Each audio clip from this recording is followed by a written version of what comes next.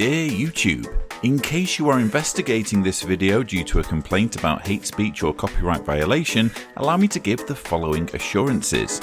Firstly, a word on copyright. If the Watchtower Bible and Tract Society of Pennsylvania is unhappy because I've used their propaganda in a way they disapprove of, please know that I am very familiar with copyright law and have ensured that any use of copyrighted material in this video falls within the fair use provisions, particularly as pertain to criticism and parody. Secondly, let me ease any concerns you may have about hate speech. Though I am unapologetically a critic of the leaders of Jehovah's Witnesses, I feel no hatred whatsoever when it comes to individual believers. I have even spoken out on occasion against the harassment and mistreatment of witnesses. Rather than being hateful, this video, and indeed my channel, represents my attempt at respectfully offering a helpful resource for witnesses who are beginning to think of their faith as false or harmful and would like to know the other side of the argument.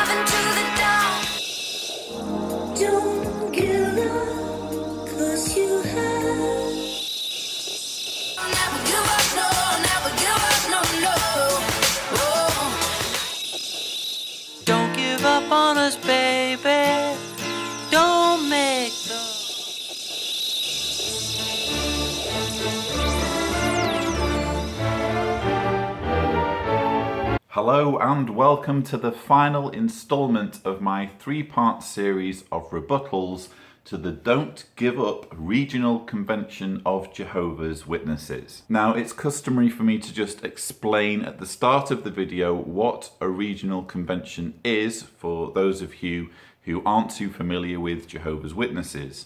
A regional convention is a 3-day event held by Jehovah's Witnesses, typically for, let's say, 10 to 20,000 witnesses, and they will tend to assemble in, let's say, a sports arena in an urban location where lots of them can come together and basically gather for 3 days of instruction from their leaders. And over the past few years, Watchtower, the leadership of Jehovah's Witnesses, has decided that the best way of making sure these events are unforgettable, of really driving home the importance of staying loyal to the organization, the best way of doing that is through videos, is through a series of videos that are shown throughout all 3 days of the convention. So in this series, I've already looked at the videos that were shown on the Friday and Saturday, and in this video, I'm going to look at the videos that were shown to Jehovah's Witnesses on the Sunday of their Don't Give Up regional convention. So with all that out of the way, let's roll the first clip.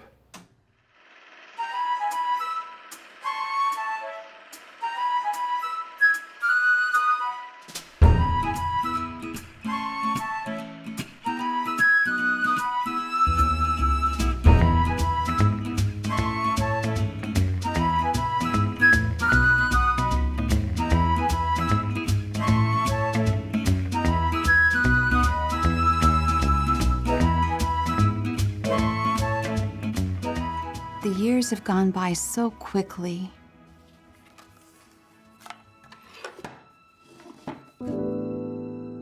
I never imagined seeing a time when even the smallest tasks would be such a struggle.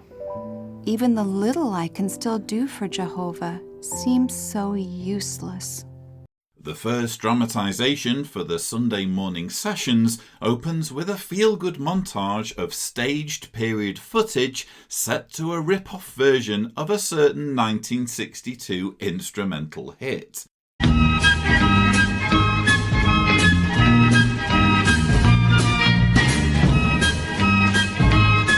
As the music fades, an older Jehovah's Witness woman reflects on how frail she now is and fears that she is now useless as a servant of Jehovah. However, a more fitting soliloquy for her character would read as follows. Having wasted the majority of my life warning people of an Armageddon that isn't coming, do I really want to spend what little time I have left on this planet worrying about whether I am giving 100% of my time and energy to the very organisation that has exploited and deceived me? Precisely how many decades need to go by before I will accept that I have been conned? But I know when I start to feel like this, I have to fight it. It reminds me of Romans 12:12. Noticeable throughout the convention dramatizations is the useful tendency of characters to call to mind random Bible verses that witnesses would almost never think of in real life.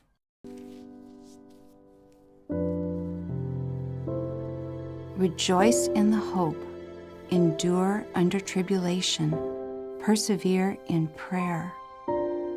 Rejoice in the hope. I need to remind myself this isn't the finish line. It's just part of the race.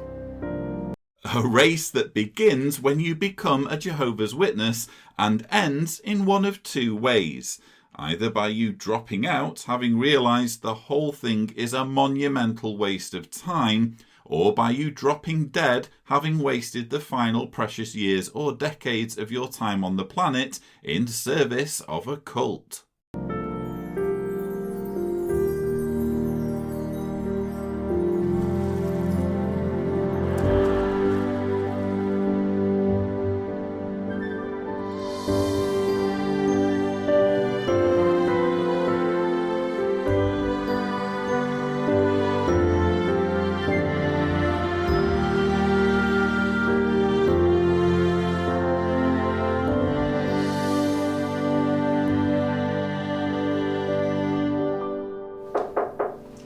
Sorry I'm late, Jacqueline. I had to stop by the hall and grab some tracks. You ready for a little letter writing? Yes. Yes, I am. So, just to give you some context, what we've just seen is, again, the first video that was shown on the Sunday morning of the Don't Give Up convention. And it was as part of a symposium, the theme of which was "We must run with endurance." And this video that we've just seen, featuring a fictional lady called Jacqueline, was titled "Run to Win." And I think it's interesting. What we've just seen essentially is a video that says to witnesses, yes, okay, maybe you are starting to figure out that you've been in this organization for decades giving the same message that Armageddon is imminent and nothing's happening. And all that is happening is that you are getting older. And as a result of getting older, you can do less. You maybe feel that you can't provide as much to the organization. You're not as useful to the organization. But we really want you to hang in there and make it all the way to the finish line, because again, the symposium is all about a race. Witnesses should consider themselves to be in a race, in an endurance contest. And what's fascinating is in last year's convention, you'll remember at the end of the convention, we had this depiction of paradise, where all of the characters who'd been shown in the videos over the 3 days, at the end of the 3 days, they were all shown basking in paradise to some quite emotional music. This is essentially what we've just seen, although it's not at the end of the convention, it's at the beginning of the final day. But this is what witnesses are expected to look forward to. They're expected to look forward to this idyllic world where, you know, they all get to hang out with picnics under these shelters and tables full of fruit. What's fascinating is that, well, first of all, as I'm going to explain later in the video, this paradise is only possible because of an earth-wide genocide in which everyone who doesn't want to be a Jehovah's Witness gets killed. And if you're a Jehovah's Witness watching this, you'll be saying, no, no, no, that's not what we believe at all. Please do your research. Open up Watchtower Library, type in "who will survive Armageddon," and you'll find out, I think, that it's actually Jehovah's Witnesses who are supposed to survive Armageddon, meaning that the paradise has to be built on the corpses of, as it stands, 7 billion people. Another thing I find interesting about videos like this, and you often as well see artwork depicting paradise, and it usually shows either a tropical climate or mountains and forests and lakes and fields and, you know, children playing with animals. These are all things that we can have right now. There are beautiful parts of the planet. It's not like the whole planet is industrialized and bleak and foreboding. You can find these beautiful places on the planet now, but witnesses don't have time to explore the planet and to basically get the best out of life, to make the most of all these gorgeous exotic parts of the world, because all they are allowed to do, all they can do, is focus purely on their service to Jehovah. And that's precisely what the talks will be about. Well, that's what the talks are about throughout the convention, but especially on this final day, you'll notice that witnesses are really urged not to give up on their loyalty to the organization.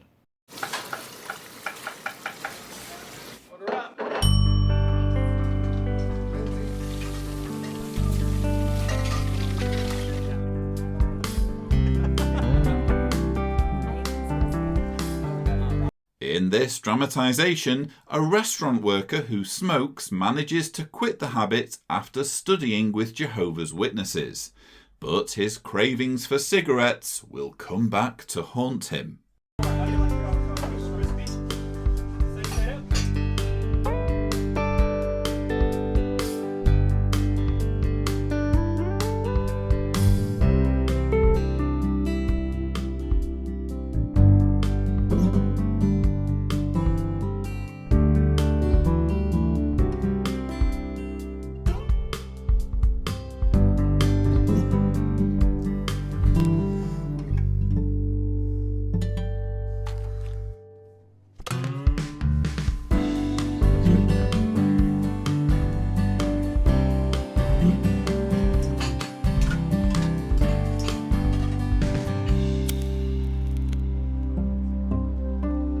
I really thought that this was behind me. I haven't smoked in nearly a year, but every day at lunch this happens, and the cravings get so intense.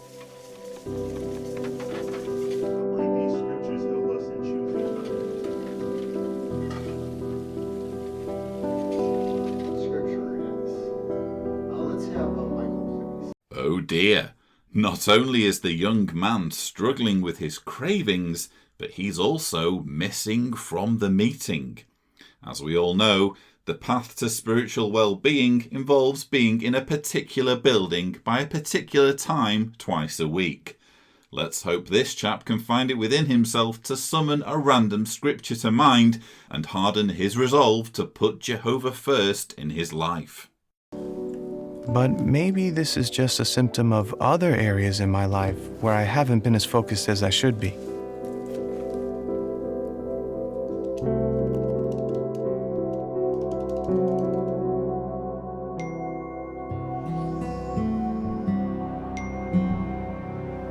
It's reassuring to know that if you decide to start attending witness meetings, your study mentor will badger you by text message if you happen to miss one.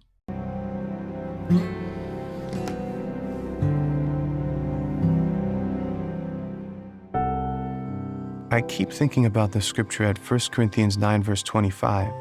Of course, who doesn't keep thinking about the scripture at 1 Corinthians 9 verse 25? It's on my mind constantly. Now everyone competing in a contest exercises self-control in all things.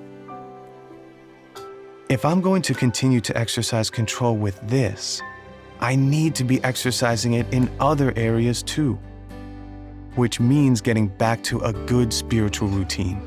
Indeed, being self-controlled doesn't just involve quitting cigarettes, it also involves having a good spiritual routine. In other words, orienting your entire life around the whims of a New York-based religious movement.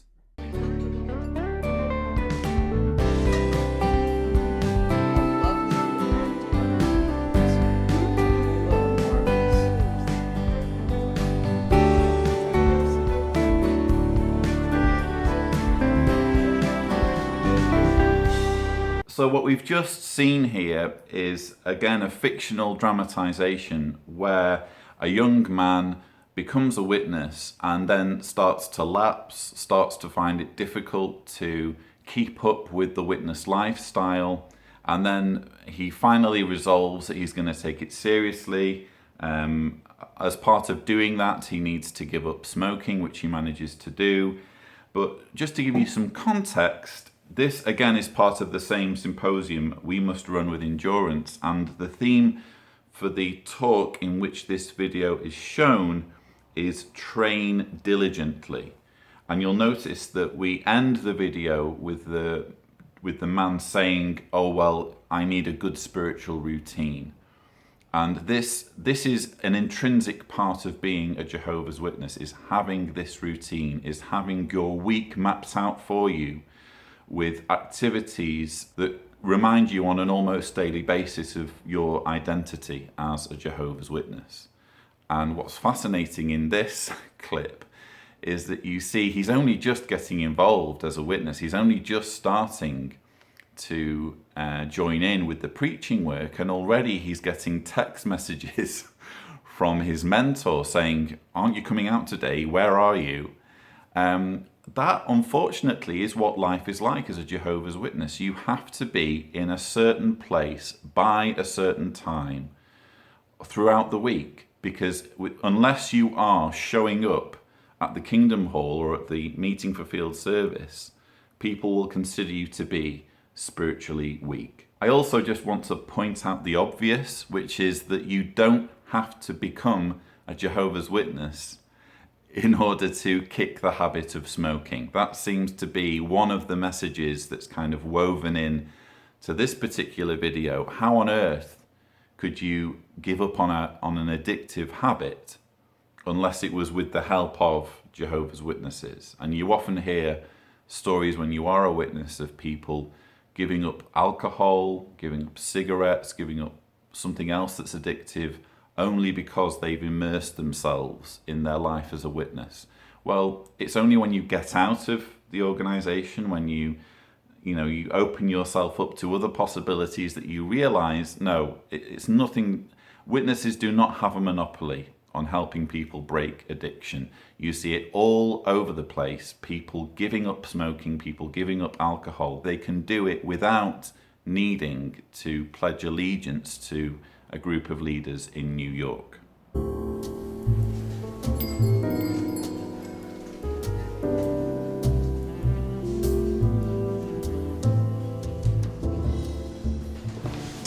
Hi there. Hi. Can I interest you in one of our suits? Okay, that sounds good. I think it would go great with this tie. It's always nice to see a realistic dramatization. A man walks into a shop to browse the selection of ties, only to be talked into spending hundreds of dollars on a suit with minimal prompting.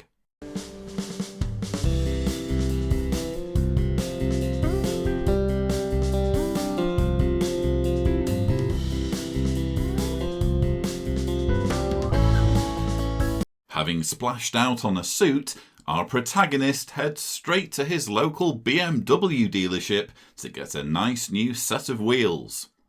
Usually, Watchtower propaganda is quite fastidious when it comes to blurring out actual brands and products, but in this case, apparently the audience needs to know it's a BMW the character is wrongly buying as part of a reckless, materialistic spending spree.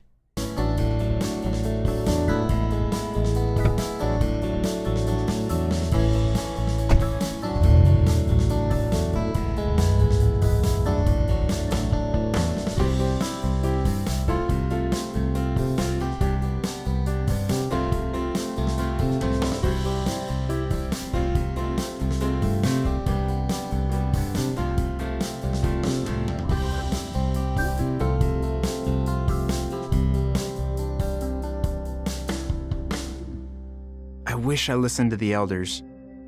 I can't believe the interest on these credit cards. There's just no way I can afford this. Naughty, naughty. Everyone knows that elders must be consulted when it comes to money matters, because only they understand how interest works and can therefore give advice on managing personal finances. Without their wisdom, hapless, inept rank-and-file witnesses would end up like this poor chap, with more money going out than they have coming in, which, incidentally, was exactly the situation in which the organisation found itself in the May 2015 JW Broadcasting episode, when Stephen Lett told 8 million Jehovah's Witnesses the following. We have looked forward to this next fiscal year and projected the expenditures for all of the theocratic initiatives we are scheduling. In doing the math, we found that the amount of money flowing out will be much greater than the amount of money that we have coming in at this time.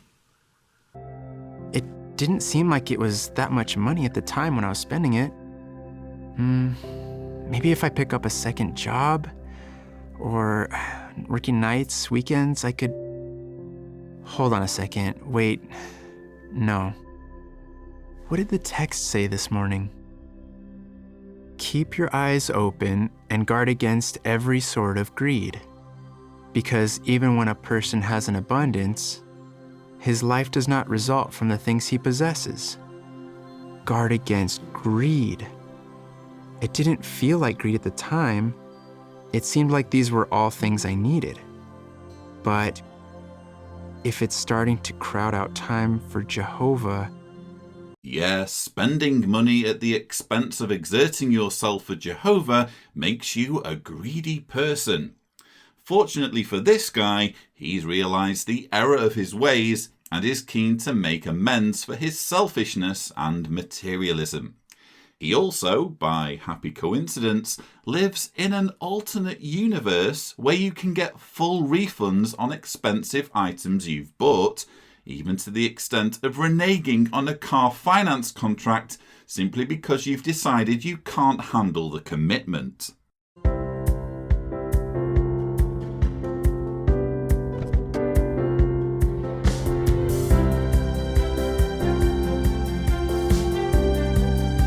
Yes, sir, that's totally understandable. We'll just tear up the contract you signed and pretend you never bought your BMW, because that's how things work in the real world.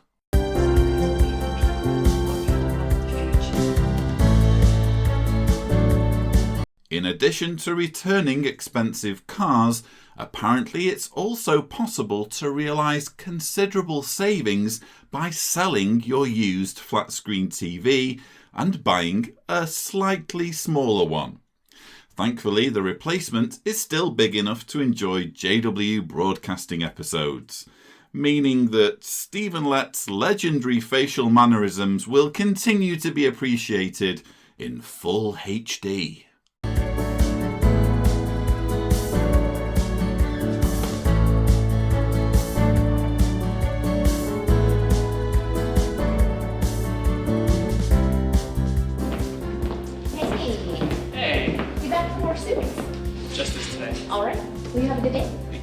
So this was also part of the Running the Race Symposium, We Must Run with Endurance, and this particular video was shown as part of the symposium item, Let Go of Unnecessary Burdens. And for me, this was one of the funniest parts of the Sunday convention program, just how unrealistic this video is. I mean, the idea that, well, first of all, the idea that witnesses wouldn't know how to manage their finances unless they were heeding the advice of the elders.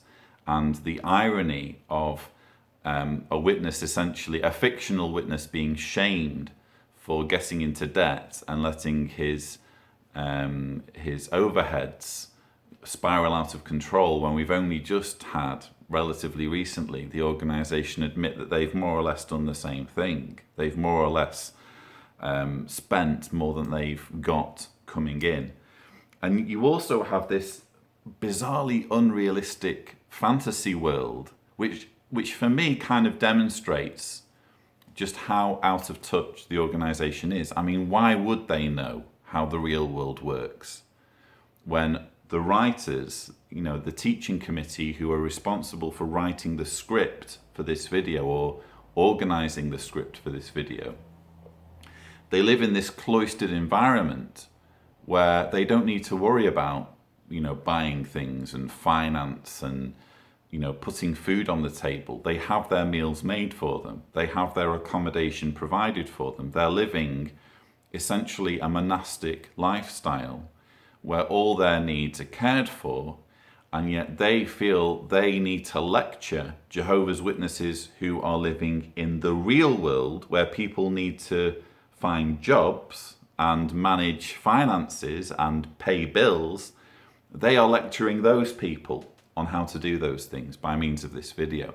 And hilarity ensues because we have this fantasy universe where you can buy a BMW and sign for a BMW and then later regret it and just hand over the keys at the dealership. Oh, okay, no problem. We understand. It's an easy mistake to make. We'll take the car back and everything's sorted. In the real world, when you buy a BMW, or in fact most, expensive cars, the moment you drive your car off the forecourt, the moment you drive it out of the parking lot of that dealership, it's lost value. That's how it works. Because it's owned. It's no longer brand new. So the minute it's got an owner, it's no longer as valuable. And with each day that you have the car, essentially, it's losing value. So why would you be able to just drive back to the dealership and hand over your keys?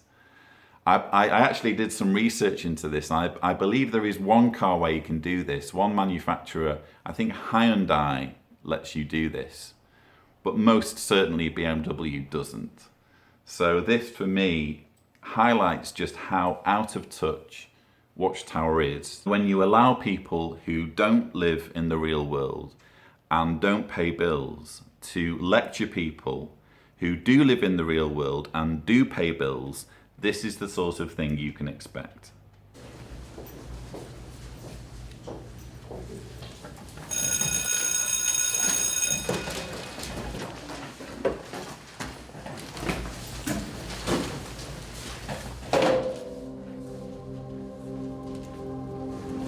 The shy witness girl in this dramatization craves an opportunity to pounce on a depressed classmate with the leaflet, "Can the dead really live again?"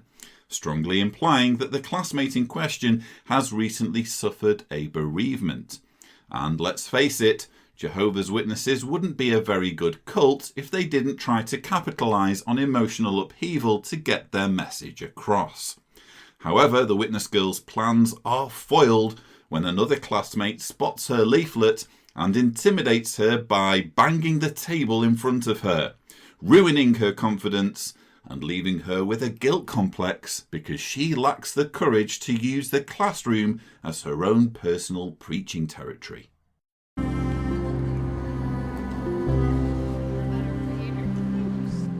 I don't know why I get so nervous around people. I want to be more outgoing, but I'm just not that type of person. Maybe I'm just too shy to be useful to Jehovah. What was that scripture Allison commented on last night? Philippians 3:17. Again, a random Bible verse is effortlessly called to mind. Unitedly become imitators of me, brothers, and keep your eye on those who are walking in a way that is in harmony with the example we set for you. Then she mentioned how scared she was to give talks or even go door to door. But then she found a good friend in the congregation. By imitating her friend's zeal, she eventually worked up the courage to start pioneering. Maybe if I reach out to Allison, she could be that friend for me.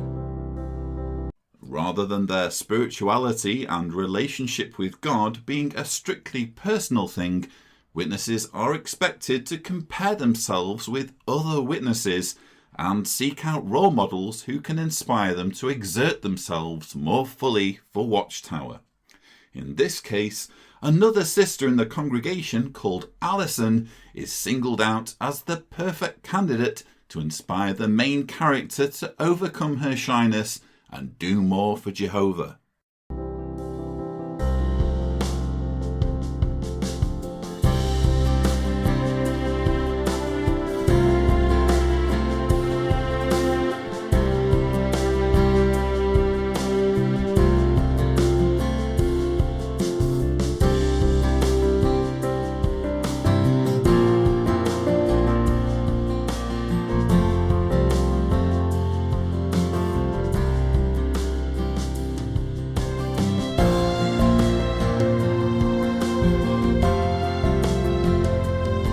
Reinvigorated by Alison's mentoring, the shy sister now has the confidence she needs to attend to some unfinished business at school and lets her classmate know that it's possible to see dead loved ones again if she's willing to pledge allegiance to a group of leaders in New York.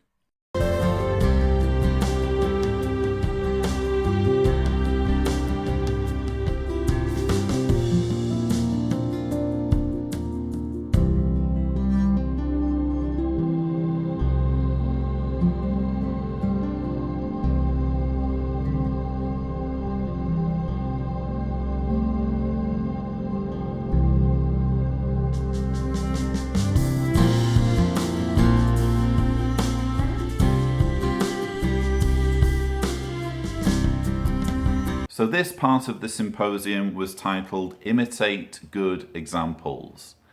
And as I've pointed out, I get the fact that in everyday life, you might encounter people who you admire, who you think that's a good person, I can learn from them, I can imitate how they deal with people. But that's not really what this video is about. This is about imitating good examples who put Watchtower first in life. It's not just about a girl who's shy learning how to be more sociable.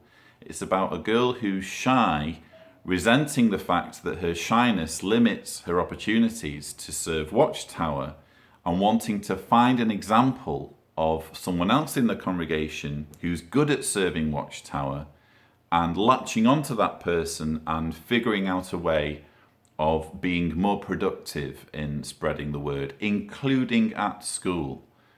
And I'm noticing more frequently now in Watchtower video propaganda, because we also see this in the JW broadcasting episodes.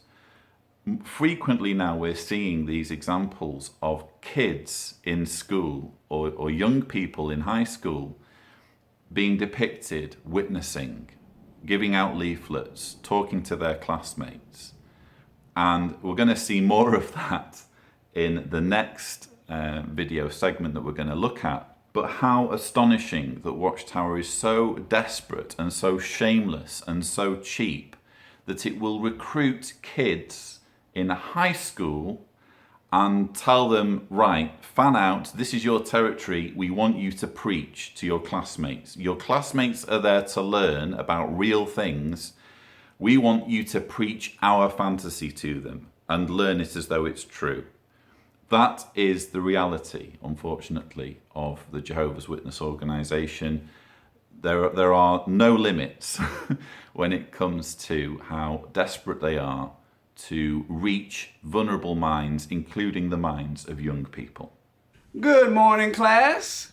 As we delve deeper into chapter 4, we're going to see why we know that evolution is a fact. Now, when we think about the word evolution, what comes to mind? This is what a biology teacher would sound like if his words were scripted for him by an organization that denies the science of evolution and wants its followers to be terrified at the prospect of learning about it. The teacher could have said, "Good morning, class. Today we're going to learn about evolution and go through some of the lines of evidence that convince us that life is constantly evolving through a process called natural selection. Instead, his words are deliberately forthright and provocative, at least for believers in creationism who are the target audience. Your grades are some of the highest in the class. I have these brochures. They're both really fine schools, but this one in particular on top is the one I would really like you to consider. Oh dear. 1 minute this poor girl is being taught about evolution. The next, she's being encouraged to attend college and university. Whatever will she do? Well, at least she's not being urged to excel at sports. That would be almost too much worldly pressure to handle. Rebecca, you're one of our fastest runners. I really want you to consider trying out for the team.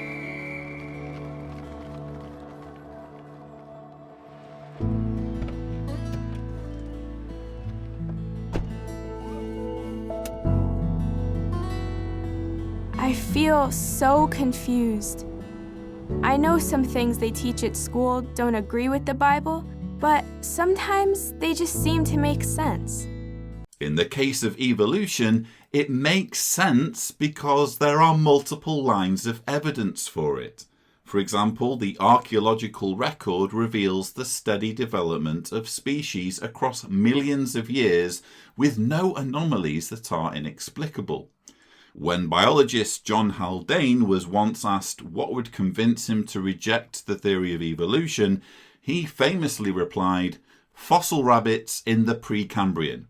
In other words, all species, both living and extinct, are precisely where you would expect them to be in geological time if they are all the product of gradual evolution from a common ancestor, which debunks the concept of all life popping into existence at the same time at the whim of a supernatural entity. Then there's the pressure to join sports and what to do with my future. Notice the use of the word pressure to describe a coach encouraging a girl to excel in sports and a guidance counsellor recommending higher education. While I'm sure some teachers will occasionally go overboard in this respect, generally speaking, it's their job to give young people as many opportunities in life as possible. Opportunities that will serve to benefit the young person in question rather than the school or teacher. Contrast this with the pressure piled on young Jehovah's Witnesses to pioneer, serve at Bethel, or participate in construction projects, all to the ultimate benefit of Watchtower, and the irony could not be more obvious.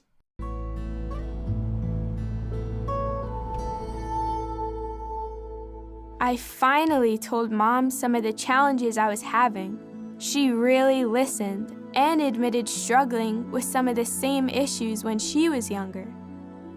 Then she shared Hebrews 5:13 and 14.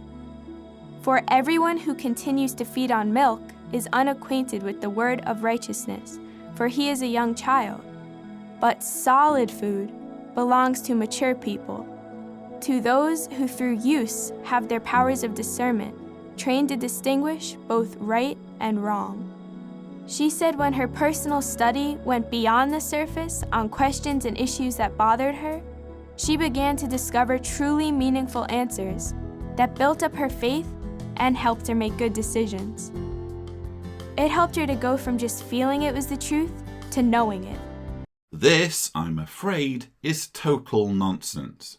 When witnesses have doubts about their beliefs, though they may be urged to trawl through Watchtower publications, and only Watchtower publications, for the answers, in most cases they will end up disappointed. In the case of evolution, Watchtower materials are littered with circular reasoning, misquotes, and outright misinformation that simply does not hold up to close scrutiny. For example, the book Life, How Did It Get Here by Evolution or by Creation, now out of print, has been systematically debunked and found to contain numerous examples of scientists having their words taken completely out of context by Watchtower's writing department. A deliberate deception that soon unravels when you bother to look up the original quote. If you don't believe me, check out the page Misquotes, Deception and Lies on Paul Grundy's jwfacts.com website under the heading Creation Book, and you will see what I mean. Put simply, researching only in Watchtower publications can by no means be likened to taking in solid food rather than milk. It's more like drinking the Kool-Aid rather than thinking for yourself and going where the evidence leads.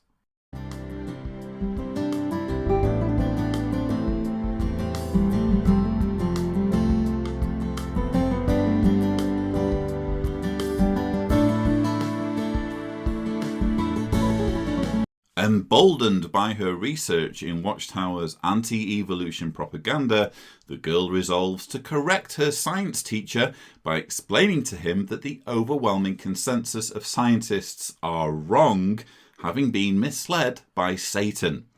Rather than present her findings for scientific study so that our understanding of biology can be turned on its head, the girl's focus is solely on correcting one schoolteacher and his students, to whom she supplies the creationist explanation of how all the different species originated. Apparently, all living things, apart from dinosaurs, were zapped into existence a few thousand years ago by a supernatural entity before being presented to Adam in the Garden of Eden so that he could name them. Once she's done schooling her teacher and classmates on Watchtower's creationist teachings, all that remains is for the girl to tell her guidance counsellor where she can put her recommendations for higher education and fill in her application for pioneer service.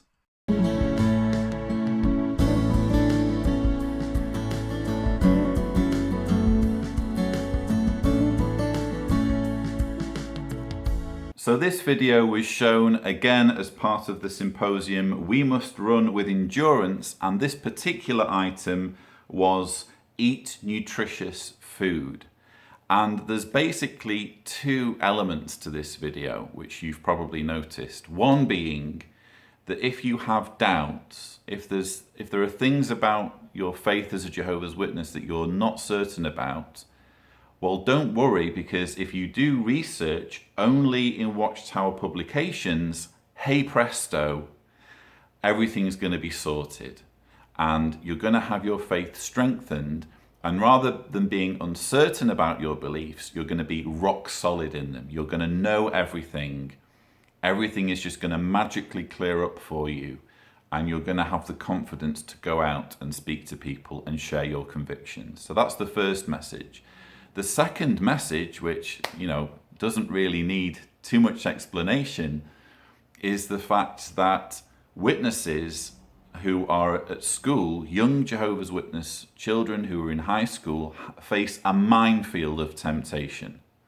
Whether it's the temptation to learn about the falsehood of evolution, or the temptation to excel in sports, or the temptation to go on to pursue higher education. And all of these three things are depicted. But again, we're not looking at things through the filter of reality. We're looking at things through the filter of Watchtower and the way Watchtower perceives things. And in their minds, they know better than scientists. They know better than science teachers. The material they've written against evolution in their minds is so convincing that if a science teacher or biology teacher could only listen to it, they would suddenly have this epiphany that they're wrong about evolution, and they would switch to teaching creationism. That's how things work in the minds of the governing body.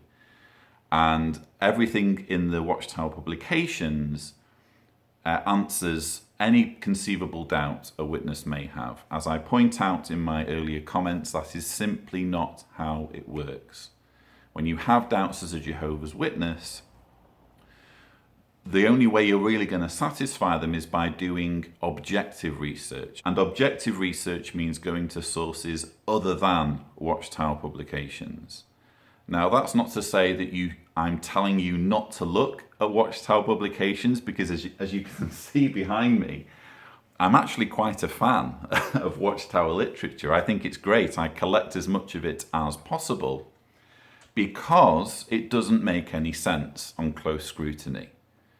I think that Watchtower literature is one of the best ways to demonstrate how nonsensical Watchtower teachings are.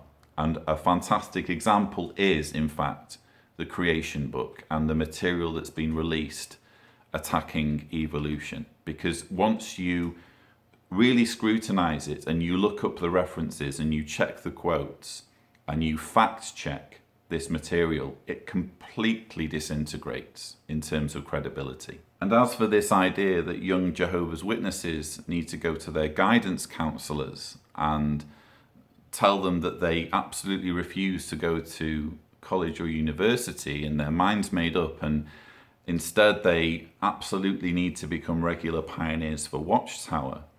I mean, I've spoken before about this on my channel. This is one of the things that most grates me and irritates me. The fact that young people, young Jehovah's Witnesses, are having their potential hijacked by Watchtower, so that instead of bettering themselves through learning, instead of taking in information during the best time in their lives when they can do that, instead of providing something valuable to society and moving society forward through their involvement, they're essentially plucked out of society by Watchtower and turned into essentially drones for the organization. Watchtower has no qualms at all in exploiting young people. But how ironic that the governing body then turns round and says, oh, well, it's the teachers who are putting pressure on the young people. It's the guidance counsellors who are pressuring young people to do things they wouldn't normally think of doing. It couldn't possibly be the case that the governing body is pressuring young people to abandon any hope of making something of themselves career-wise and focus their lives, their energy, their time, their resources purely on serving Watchtower.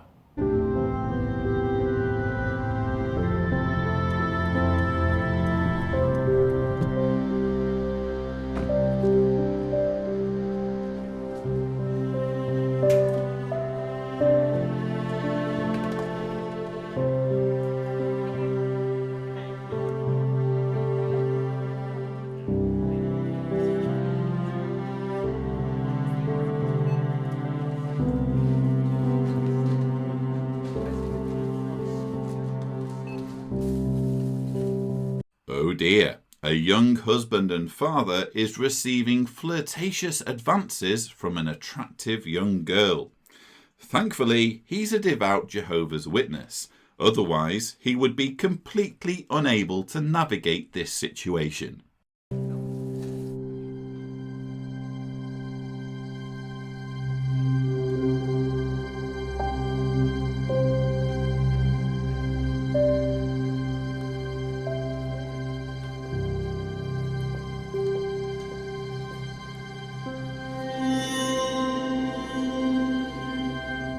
How did I give her the wrong idea? How did I let my guard down? If I see her again, I'll make sure she gets the right message. In the past, I would have witnessed immediately in a situation like that. What changed?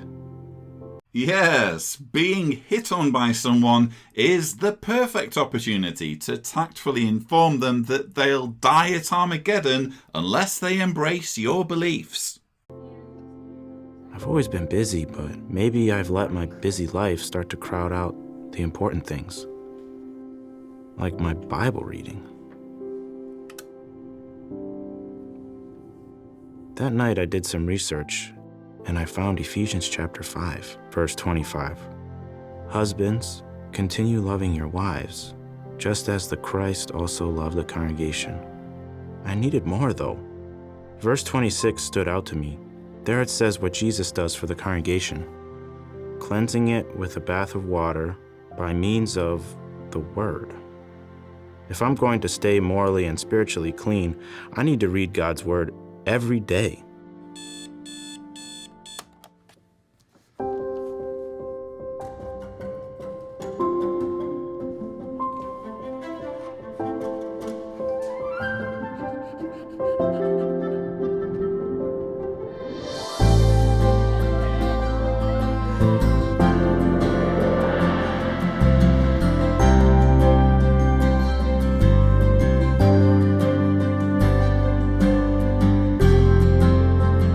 So this video was shown as part of the symposium item, still as part of the same symposium. Drink plenty of water. And I had to kind of double take when I saw that. But essentially what it means is the whole point of the video is to remind witnesses that they need to do their daily Bible reading. And by doing this, they're essentially drinking in water that they need to run this race of endurance. And when it's talking about daily Bible reading, it's not just talking about the day's text. I'll just show you. This is the 2017 day's text that witnesses are required to read. And when you read it, it gives you like a scripture for each day and some notes from the Watchtower. It's not just talking about that, which witnesses are supposed to do every day. It's also saying, well, you need to actually read a good chunk of the Bible on a daily basis. And that apparently will make you immune to temptation, as we saw in this video with the married guy being hit on by the young girl. He was apparently only able to deal with that situation because he was a witness. Ordinarily, he would have succumbed if he hadn't been a Jehovah's Witness, apparently. Because as we all know, people who aren't Jehovah's Witnesses don't have any morals at all. But anyway, this requirement of reading the Bible every day, it's basically designed to keep witnesses busy. If you're giving witnesses a big long list of things they need to do, then A, you're going to make them feel guilty if they don't measure up in some way, if they forget to do their daily Bible reading, if they forget to do their family worship, if they forget to do their family prayer or whatever. You're immediately making them feel unworthy and as though they need to look up to the organization for guidance. You're also just keeping them distracted with things to do. And when witnesses read the Bible, they're not just reading the Bible on its own terms. If they come up against something that doesn't make sense to them, well, they've got Watchtower publications to explain what that verse means and superimpose Watchtower's convoluted explanations onto the Bible so that it fits in with the Watchtower narrative. It is my pleasure to introduce to this marriage gathering Brother and Sister Kalu.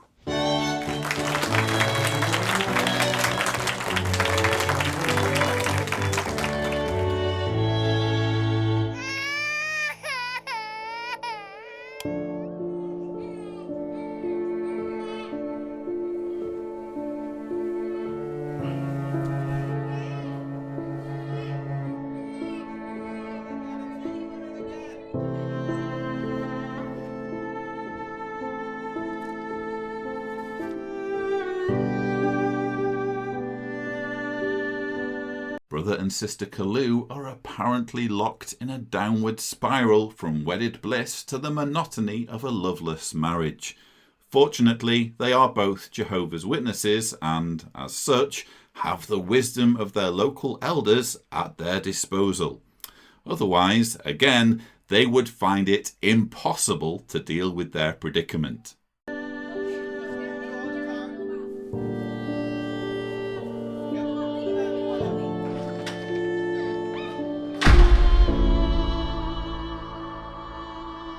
I finally told the elders everything.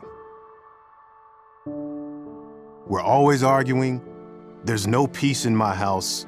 No one's happy. We just feel that it's best at this point if we just go our separate ways? They patiently listen. Then they reason that Jehovah can help us even if we feel like we're in a loveless marriage. One of the brothers shared Isaiah 48:17. I, Jehovah, am your God, the one teaching you to benefit yourself, the one guiding you in the way you should walk. After reading the scripture, they explain that obeying God's laws, it really isn't that difficult. They lovingly offer some Bible principles to help me as the head of my family. Apparently, all marriages are salvageable so long as you're willing to obey God's laws as interpreted by Watchtower. Are you considering separation or divorce? Probably it's just because you haven't been trying hard enough to apply Bible principles as explained for you by the faithful slave. Not only is this approach to marriage shockingly naive, it can ultimately be dangerous and even deadly, especially in cases where elders urge spouses to stay together even in instances where one of them is violently abusive.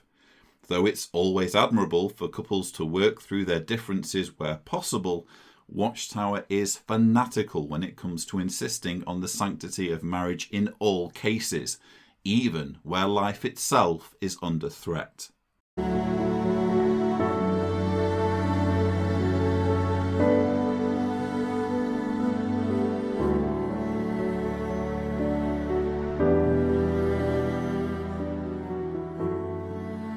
What is God's name? Mr. Karen. Jehovah. Very good. What could be more endearing than seeing child indoctrination on full display? In this case, by means of a cute young girl being made to parrot the beliefs of her parents. Marriage can be challenging, especially with two imperfect people involved.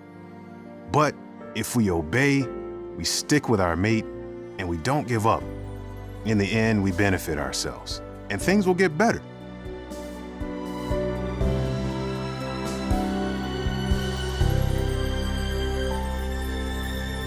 So this video again was as part of the symposium We Must Run with Endurance, and the symposium item for which this video is shown is titled Obey the Rules of the Contest. I just want to read to you from the outline that the teaching committee gives the speaker. So these are the words that are expected to be used to introduce the video that you've just seen. I just found this introduction very interesting and slightly cult-like, basically. It says, meeting God's requirements calls for self-sacrifice. Like athletes and soldiers, we have a course in life that restricts us from certain activities. We willingly chose our course because of our love for God, so we accept what our decision requires of us.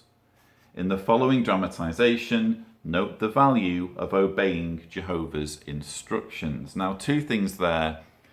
This idea of witnesses being athletes and soldiers. So really driving home the fact that witnesses aren't just free to be themselves, they're essentially soldiers for the organization, and they need to make sacrifices, and they need to accept that they're going to be restricted in some areas of life.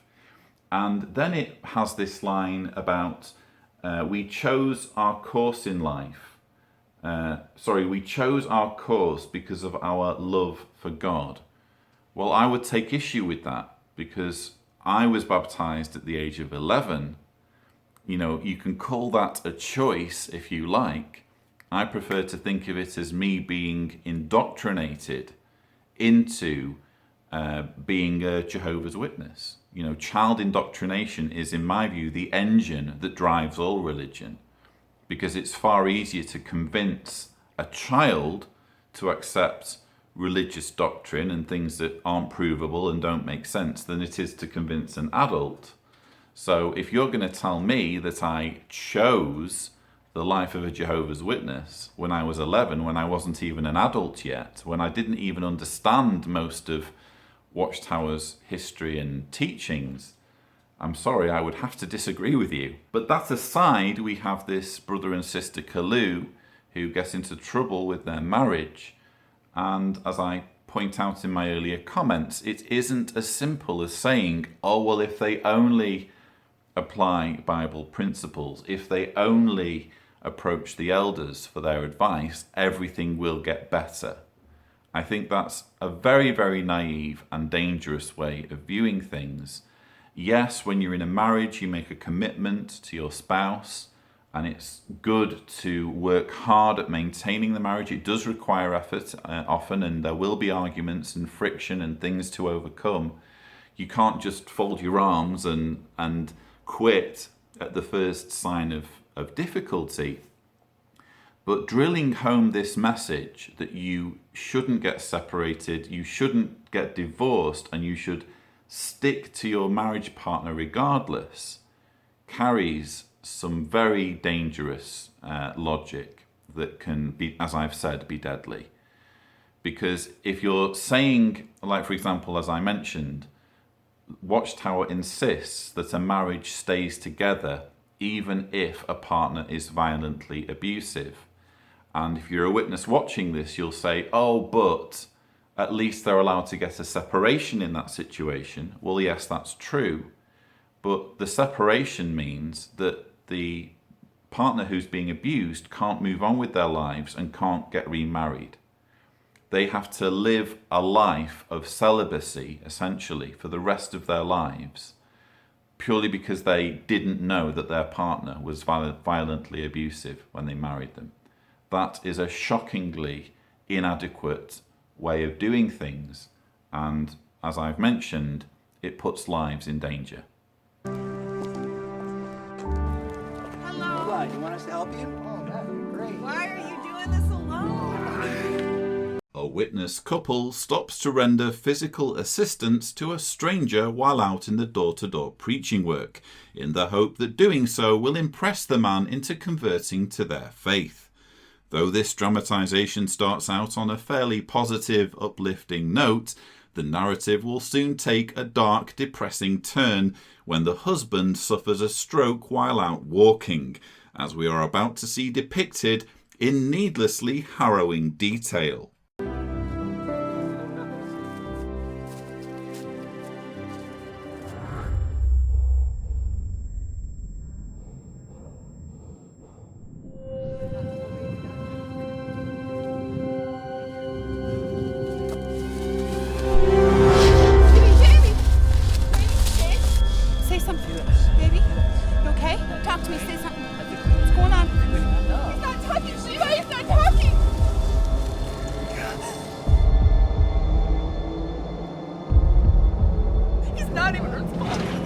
He's not responding now. We're on 110. We're on 110.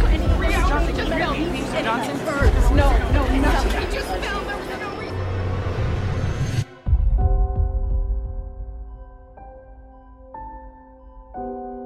Now, if you're a Jehovah's Witness watching this, I just have to ask you, is there really any need for that?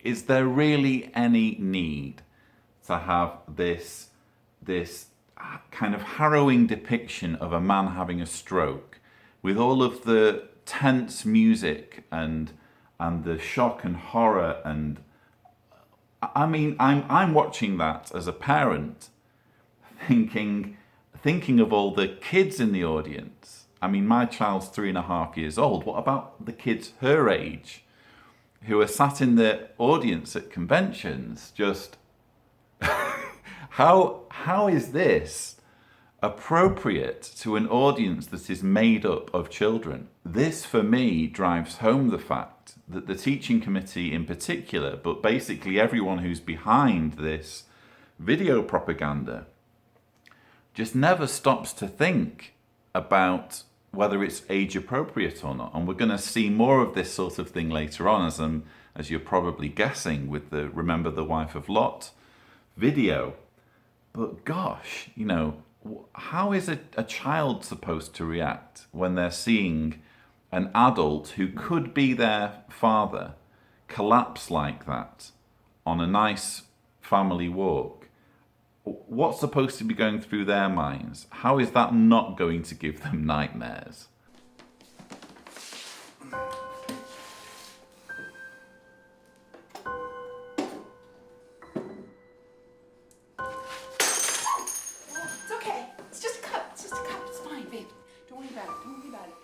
After the stroke, it feels like every day there's just another reminder of what I can't do.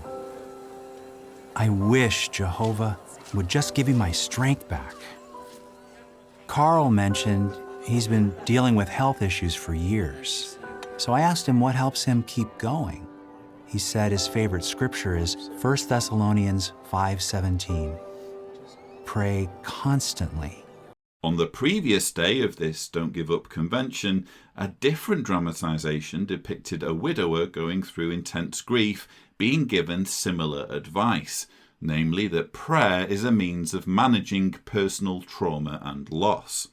Though it's possible that there might be some psychological benefits to be derived from heeding this advice, depending on how religious you are, I can't help but object to this advice being given without any mention of professional counselling.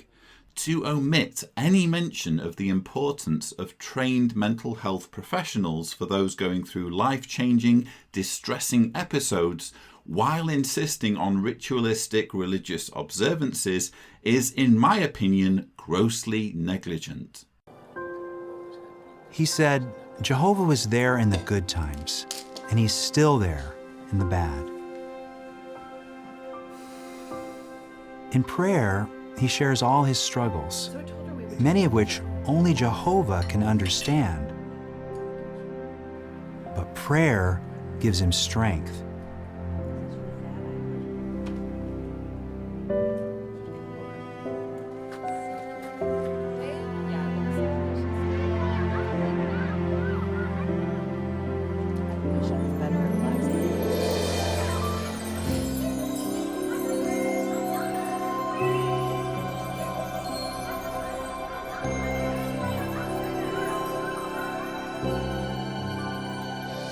Pray constantly.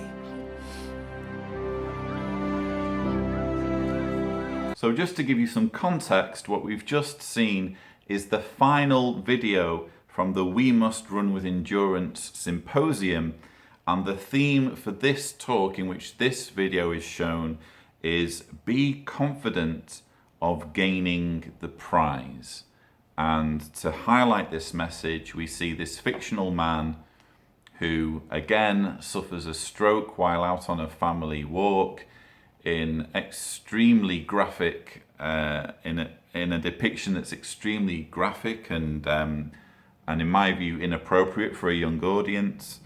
And then as he's recovering, or he doesn't really recover, he's coming to terms with his limited abilities following the stroke, he's told that he needs to pray constantly. And apparently prayer is the way that you deal with that sort of situation. And as I said earlier, it can't just be about prayer. And I've said before that prayer is, I don't think I said that prayer is useless. I can be persuaded to believe that there is some psychological benefit to prayer. I can be persuaded to believe that if you happen to be religious. But any kind of benefit that you derive from praying is going to be, you can't compare that to the benefits of seeking professional help. And in fact, I would argue that professional counselling is what someone in this situation would need more urgently than just being told, oh, you need to pray constantly. Because what if it turns out that that doesn't help? What if it turns out that that's not enough? And someone in that situation starts thinking in terms of, oh, I can't carry on. I can't go on like this. And yet they're being told, oh, well, prayer will fix everything. So if you're feeling like that, it's because you're not praying enough. I think you can't depict that kind of life-changing trauma unless you're also going to say, by the way, at least in some situations, you may derive help through professional counsellors, through psychologists, people who are trained to help people in this situation manage their ordeal. But Watchtower is not going to give that kind of advice because they know full well that if a Jehovah's Witness goes for professional counselling and has a therapist, there's every likelihood, once they get another pair of eyes on the situation, there's every likelihood that they'll figure out that they're in a cult and want to do something about it. Now though, it's time to take a look at two videos that are being shown as part of the public Bible discourse, and the title of the public Bible discourse is Never Give Up Hope. I've been an insecure and reserved person since childhood. When I finished school, my report said that I was unable to express myself and that I had a limited vocabulary. These words injured my already low self-esteem. So I started to wonder, what am I living for? If a negative school report is making this man suicidal, he again should be seeking professional help or finding some way of improving his self-esteem that doesn't involve being exploited by a cult that thrives on people feeling insecure and unworthy. During my teenage years, I began to drink alcohol. Life seemed meaningless to me. I felt depressed and started to have suicidal thoughts. As is repeatedly stressed in Watchtower propaganda, life outside Jehovah's Witnesses is meaningless. And if you're not a Jehovah's Witness, you will be susceptible to alcoholism and all manner of vice and temptation. When I was around 20, I became obsessed with hard rock. This music really charged me with energy. I loved its roughness and rapidness. It whipped me into a frenzy. In time, I became rude and aggressive. I often quarreled with those close to me. This, of course, did not bring me happiness. I started to have suicidal thoughts again, but serious ones this time. Note the continued depiction of worldly people as mindless pawns of Satan who can't control themselves and are prone to aggression and antisocial behaviour. If you're a Jehovah's Witness, it's worth asking yourself, do the people I encounter in everyday life who aren't witnesses really correspond to the stereotype Watchtower frequently presents of angry, wicked, immoral people? Or is it possible I'm being sold a grossly exaggerated perception of non-believers that's designed to make me fearful and distrustful of everything and everyone beyond the confines of my belief system? The only thing that stopped me was the thought that my mom would not survive it. I tried to take my mind off these thoughts, and I began to want to do something for God. For the first time in my life, I poured out my heart to God in prayer. I asked Him to help me find my purpose in life. Just 2 hours later, Jehovah's Witnesses knocked on my door and offered a Bible study. That's how my new happy life began. Okay, there's a couple of things to unpack here. Firstly, the gentleman talks about his new happy life beginning after he met the witnesses. Now, you can make any number of claims about how great life is as a Jehovah's Witness, but anyone who has spent any time as one will know that the religion does not have a monopoly on happiness. JWs are just as likely to suffer from depression as any other religious demographic. If anything, the doomsday beliefs and constant fear-mongering and guilt-tripping intrinsic to JW dogma and teachings will make you more susceptible to depression. Secondly, this whole thing of praying for a purpose in life only for witnesses to knock at the door a short while later is a tiresome cliche repeatedly deployed not just by Watchtower, but by other cults too. If you don't believe me, check out this Reddit thread that was posted to the ex-Mormon subreddit by an ex-JW who wanted to know whether anecdotes of people praying and being called on soon after were common in the Mormon faith. Predictably, it appears this kind of story is just as common in Mormon culture as it is among JWs. It's just a simple case of the law of averages. If enough people pray for religious truth, and there are religions going from door to door peddling their version of religious truth, at some point a convergence between the two is inevitable. You can point to divine intervention to explain it if you like, but it's far more likely that it's just a case of coincidence. And quite frankly, even if we assume that angels did dispatch witnesses to this man, a turnaround time of 2 hours for spirit creatures that are supposedly capable of getting things done in the blink of an eye is hardly impressive. Although it wasn't easy for me, I got rid of everything that was related to hard rock and alcohol. I thought that I would never be able to tell others about my faith. At the same time, however, I understood that people needed to hear about it. But to my surprise, my preaching gave me confidence. It also strengthened my faith. Now I have a good family. I'm happy that I've been able to help people, including my sister and mom, to learn the truth from the Bible. So we've just seen the testimony of a gentleman named Sergey, and again, this is the first of 2 videos that are shown in the public Bible discourse titled Never Give Up Hope. And again, what's noticeable about Sergey's testimony is it's giving us the impression, or it's giving the audience the impression, that unless you become a Jehovah's Witness, your life is meaningless, you're likely to be suicidal, you know, there's no value or purpose to your existence.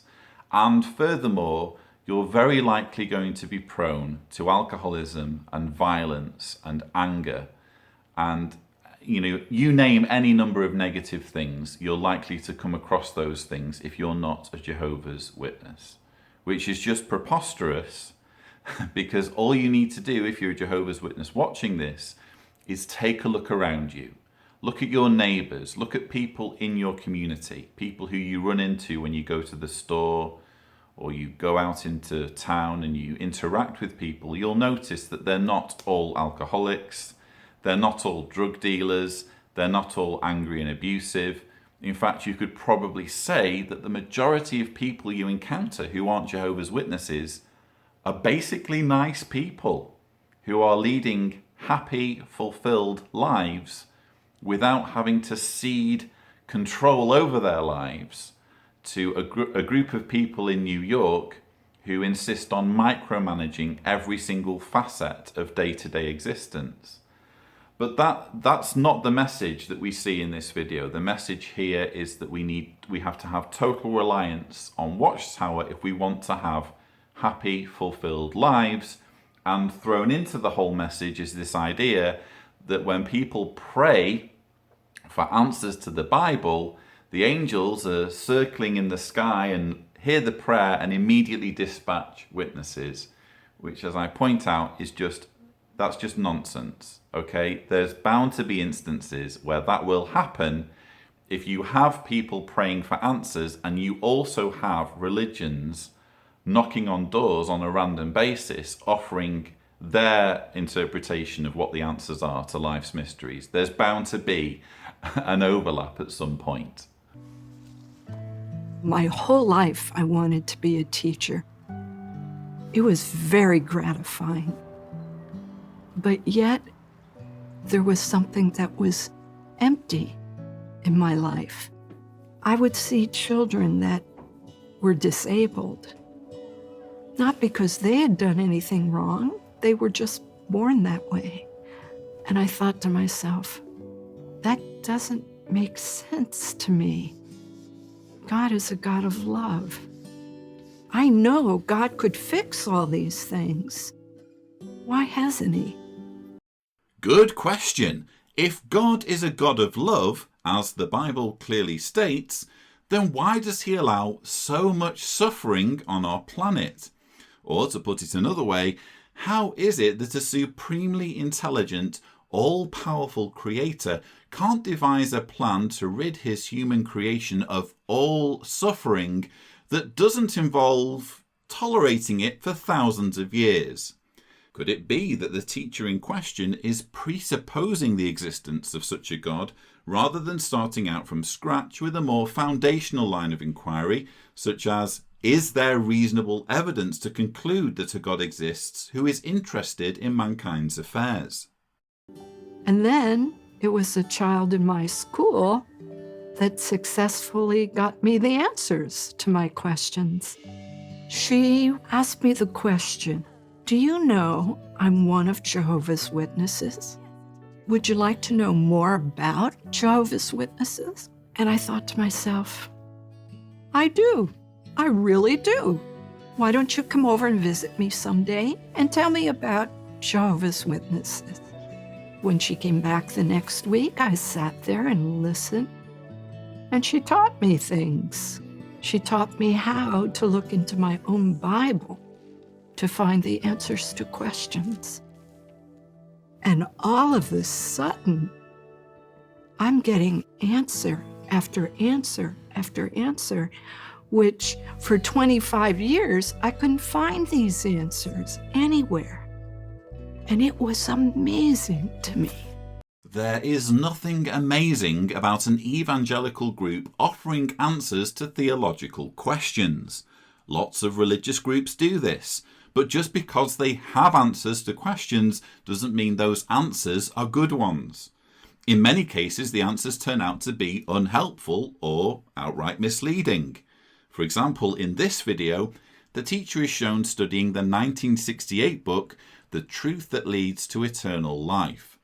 On page 94 of that book, the question is asked, which generation did Jesus say would not pass away before the end comes? The answer given in the paragraph to that question is the people who were alive in 1914 and who saw what was happening then.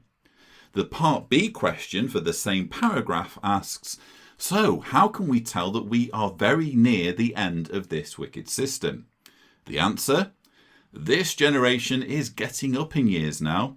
A great number of them have already passed away in death. Yet Jesus very pointedly said, this generation will by no means pass away until all these things occur.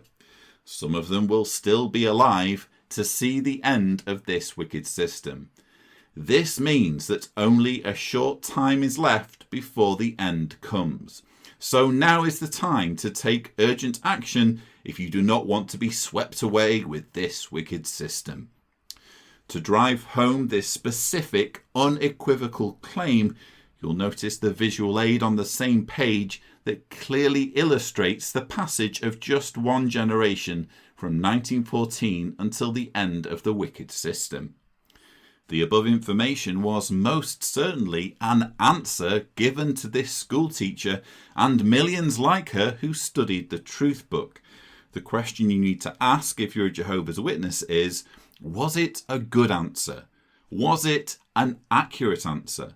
Was it a truthful answer? And I said, yes, this is the way it should be. How do you get a close relationship with God? First thing, you learn his name. And after you know his name, that's when the relationship gets closer. And then you get to know him more and more as you go through the Bible, as you learn scriptures. And now that emptiness that I had felt prior was beginning to fill up. I'm afraid I don't follow this logic, namely that simply by knowing someone's name, I can have a close relationship with them. I know the name of Steven Seagal. I could, if I wanted to, watch all of Steven Seagal's movies and study all of his interviews and media appearances. It doesn't mean I have a close personal relationship with Steven Seagal, and it doesn't make Steven Seagal worthy of my admiration or devotion. Furthermore, whether you love Steven Seagal or loathe him, the one difference between Steven Seagal and Jehovah is that the existence of Steven Seagal is beyond any reasonable dispute. The same cannot be said for Jehovah. As with all deities, you need faith in Jehovah in order for him to be real to you. So a closer metaphor in the case of the school teacher would be that of knowing the name of a fictional character, such as Jar Jar Binks, and watching and reading all available material on the Jar Jar Binks character. You can, if you like, insist that you have a close personal relationship with Jar Jar because you know his name and you have carefully studied all of his exploits. It doesn't make your claim credible, nor does it make Jar Jar Binks a worthy subject of your love or devotion, nor, perhaps most pressingly, does it make Jar Jar Binks a real person, Misa thinks. And as you come to know Jehovah, then you not only have your emptiness filled, you're beginning to bubble over, and now you want to share it with others. So what we've just seen is the second of 2 videos that are shown for the public Bible discourse, Never Give Up Hope. And we're introduced to this lady whose name is Doris, if you check the outlines. Her name's Doris, and you're watching her testimony. And probably if you're like me, you're watching thinking, oh, well, that's good. She became a witness as a teacher, and it looks like she's still a teacher. So at least it's not made her quit her vocation in life of inspiring young minds. Okay, she's maybe not going to be so accurate when she's touching on the subject of evolution, but at least she's still contributing something to society despite having been introduced or recruited into the witness movement.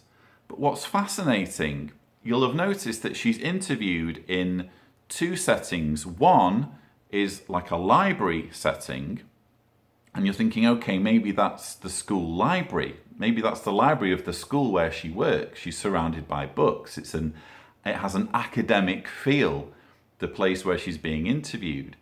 And then the second place where you see her, she's not being interviewed, it's just kind of B-roll, but she's sitting on a sofa in what looks like her house. And you're thinking, okay, now we're seeing her at home and she's living in a nice house.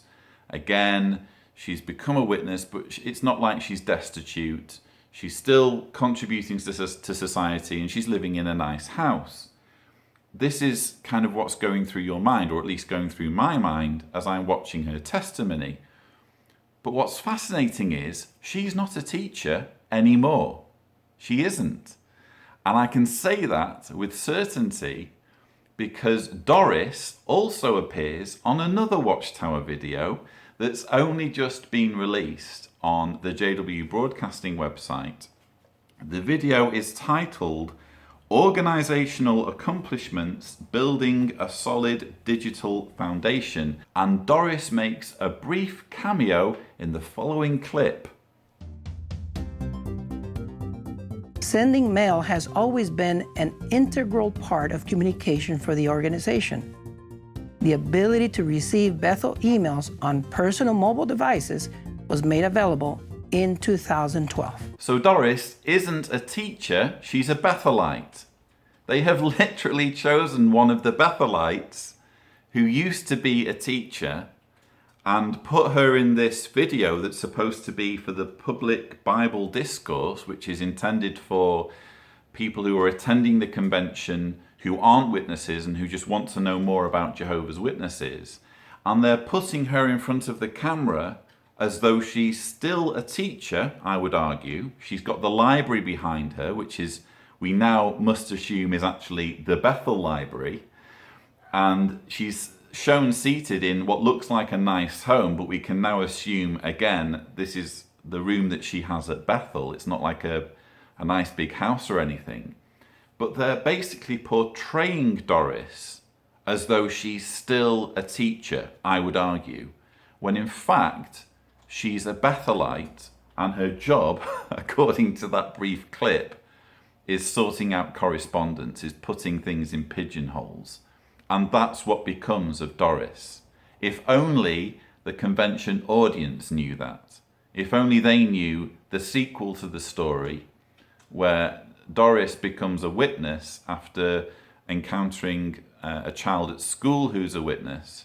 And as a result of this revelation, she ceases to make a valuable contribution to society by educating young minds, and instead is sucked into this life as a Bethelite, participating in video propaganda.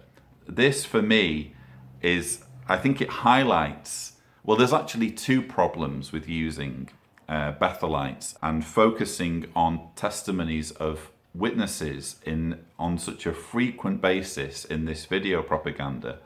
Firstly, you're going to keep using the same people, which is what we've seen here. Maybe you saw a brief, just towards the end of that clip, you see another Bethelite who gets used in the Bunker series. So they're now having to double up with the same people popping up in different items of Watchtower propaganda. That's one problem, is that it just looks cheap, and it cheapens the message, I would argue.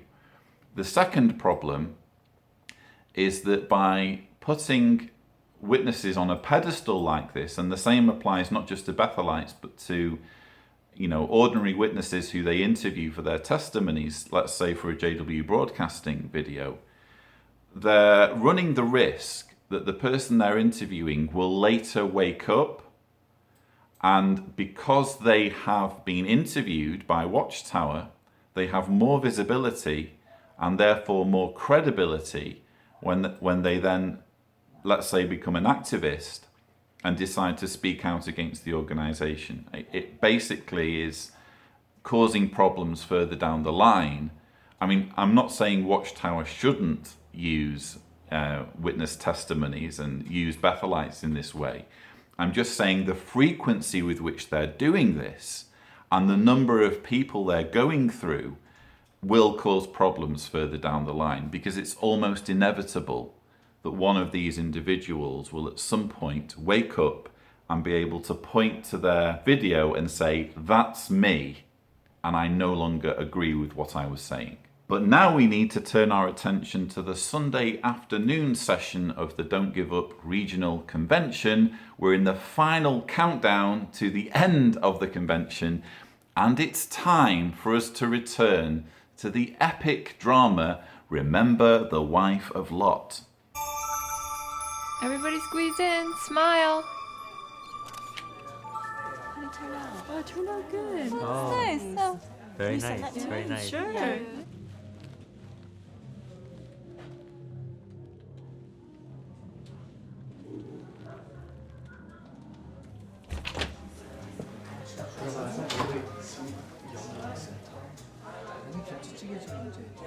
It was time for something new. Actually, we got many new things. We even got a new piano for Anna. Oh, nice. Yeah. Oh, Brian, so have some dessert, okay? Thank you. Hey, Brian. Hey. I've invited some relatives for dinner. Yeah, so I see. Are you hungry? Do you want some? Oh, here's the oranges. Oh, thank you. Hey, let's go. Wait a minute. Hold on. Gloria, why did you arrange this without telling me? Well, surprise. Brian is not just upset with Gloria for arranging a social gathering without involving him. As you can plainly see from his body language on entering the apartment, he is horrified at being beset by non-witness relatives who do not share his beliefs. Though there's nothing specifically preventing witnesses from mixing with unbelieving family members, the constant warnings about bad association and the need to keep separate from Satan's world tend to make witnesses overly wary at the prospect of socializing with relatives who don't believe as they do. Why did you arrange this without telling me? I thought it would be nice to have a family dinner. But none of them are in the truth. How else are you going to witness to them? They're only here to socialize. They're not here to talk about Jehovah. Yes, because the only justifiable reason for socializing with unbelieving relatives is to exploit the opportunity to convert them into believing relatives. Come on, Brian, they're family. Let's go and talk. Is your mother okay? She's fine. Hey, Henry. Hey. Well, I'll let you guys talk. Okay. Hello, Henry. How are you? Okay. We haven't seen much of you lately. Yeah, well, we've been pretty busy. Busy? Well, I can tell you spend a lot of time with your church, but how it does, we felt really left out. Hey guys. Hey. How are you guys doing? We have other relatives who are Christians. I mean, they really spend time with us during holidays. Henry, as I've explained before, when we became witnesses, there's just certain practices we don't want to compromise on. Our beliefs are very important to us. Between that and work, we really do have busy schedules. Busy schedules don't come in the way of witnesses socializing with other witnesses.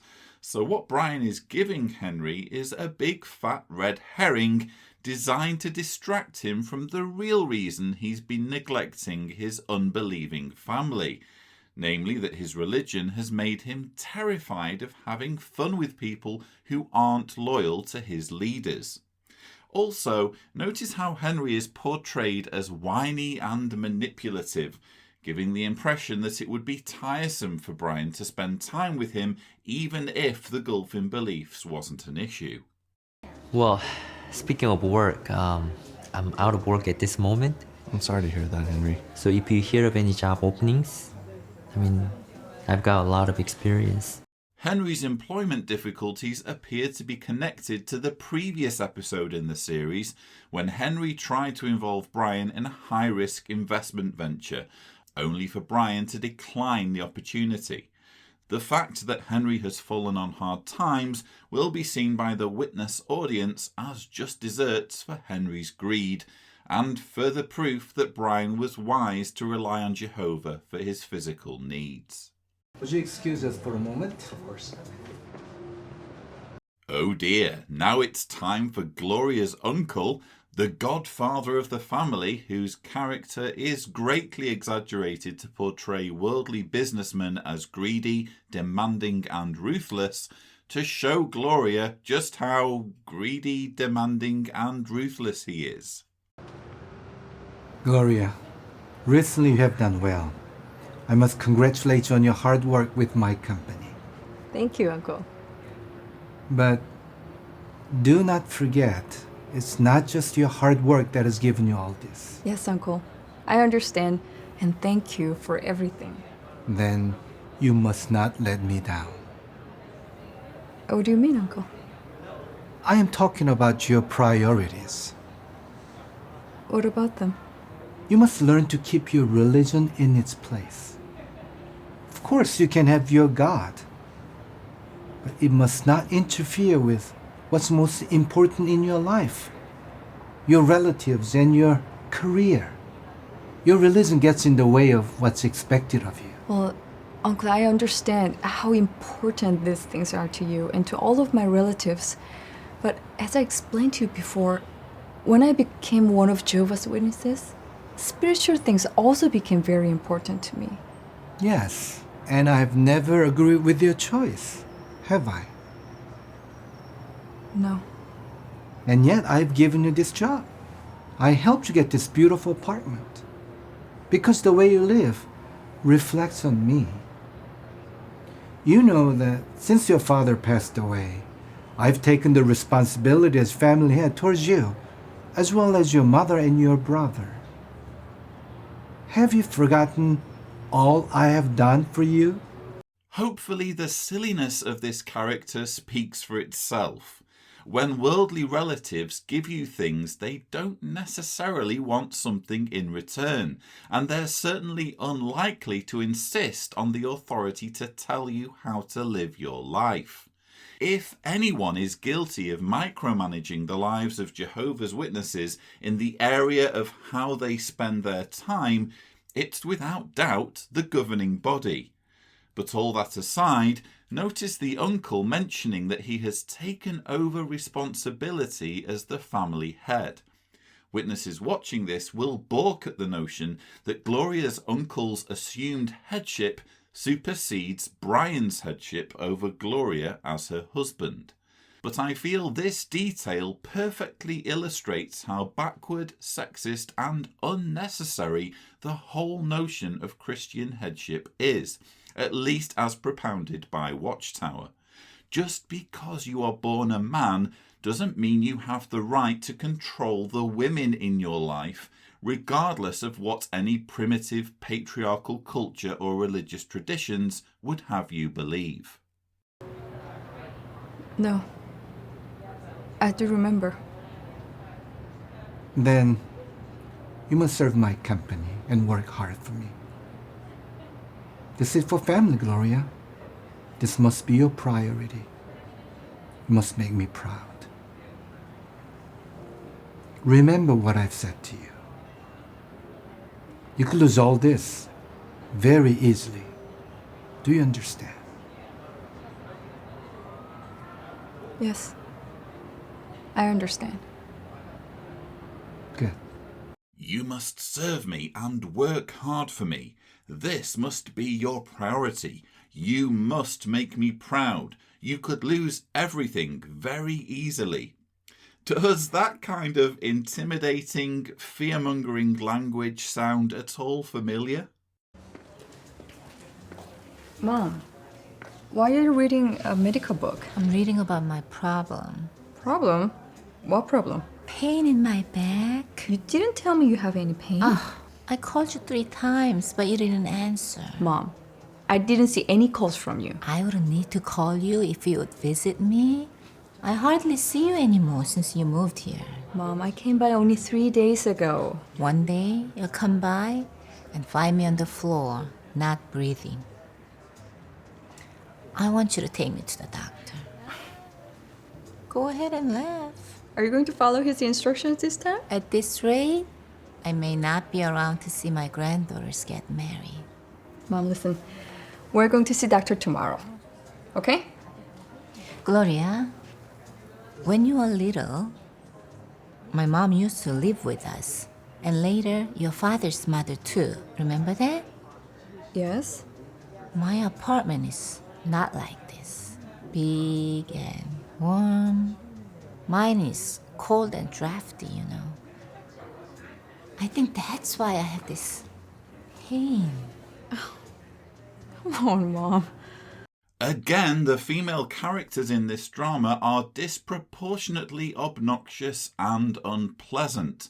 Both Gloria and her mother at various points in the script come across as conniving, manipulative, shallow, greedy and demanding, whereas Brian and Joe, though certainly flawed, are generally likeable and accommodating. Gloria's character in particular is so unlikable that by the time the drama ends, as mercifully it is about to, you can't help but wonder how she can reconcile her personality with her supposedly Christian beliefs, even if she manages to overcome the demands placed on her by her work.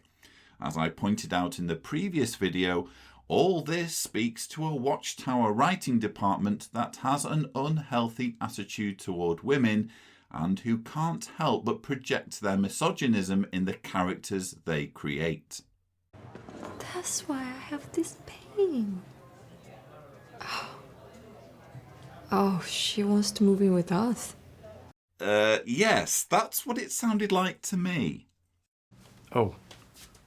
Brother William's next visit is the 3rd week of March. It's the same week of the memorial.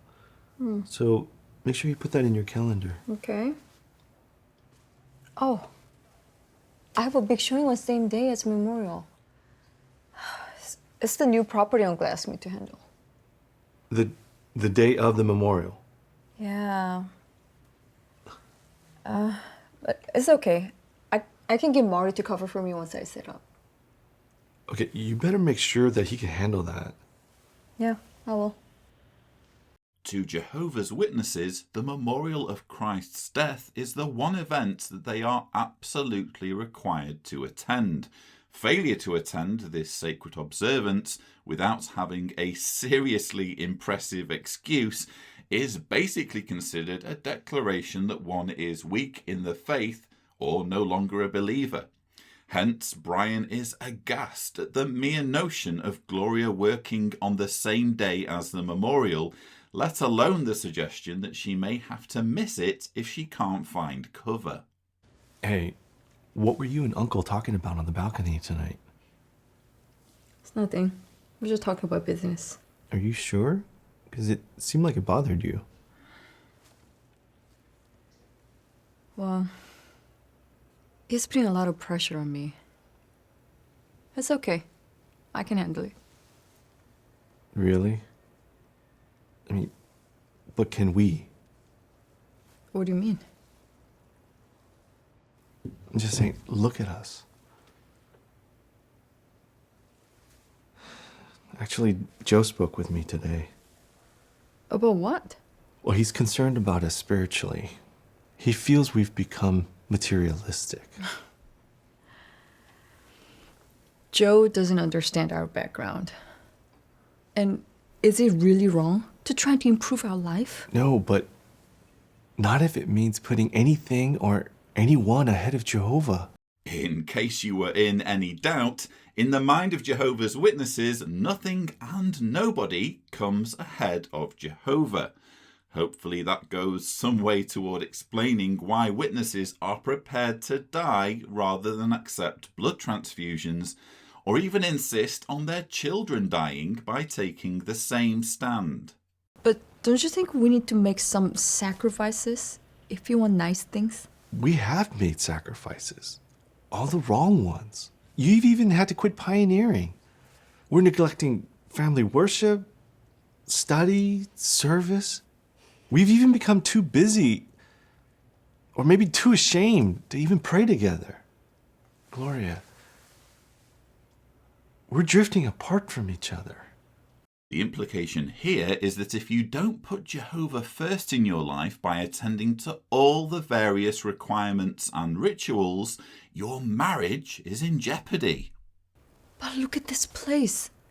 It is so nice. I don't want to give it up. Gloria, we don't want this place if it takes us or you away from Jehovah. Besides, we haven't been able to rent out the old place yet.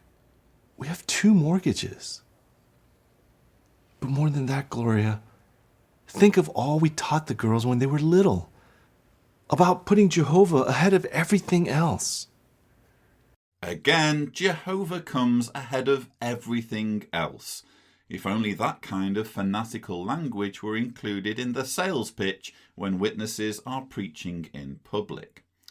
Also, it's worth noting that when it comes to determining whether somewhere is a suitable place to live, there are numerous factors to take into account, including whether the rent or mortgage payments are financially viable. But for Jehovah's Witnesses, an extra consideration is to be added, namely whether the living arrangements can accommodate the myriad requirements placed on them by their leaders, including the pioneering requirement. If you're a Jehovah's Witness and it's within your power to devote 70 hours per month to the preaching work, you are expected to work towards arranging your affairs to make it happen. Do you remember Brother Williams' talk a couple years ago about not being able to serve 2 masters? Apparently, witnesses are expected to call to mind points from circuit overseer talks that were given years ago. And how Lot's wife put her home ahead of Jehovah. Jesus told her story as a lesson for us.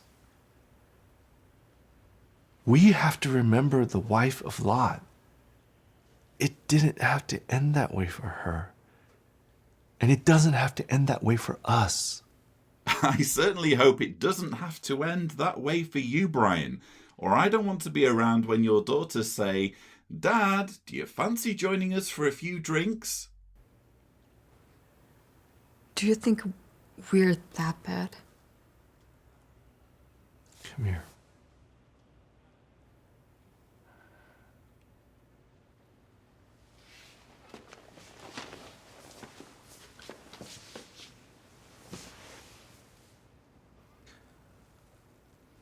I want us to get back to where we were, spiritually. I want you close to me again. Remember? Let's say a prayer.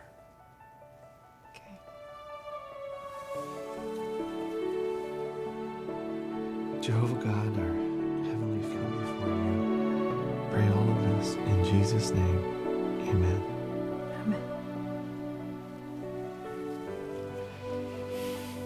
Was it good for you?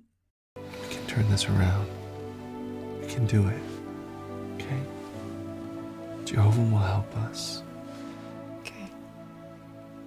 I'm proud of you. I'm gonna finish cleaning up.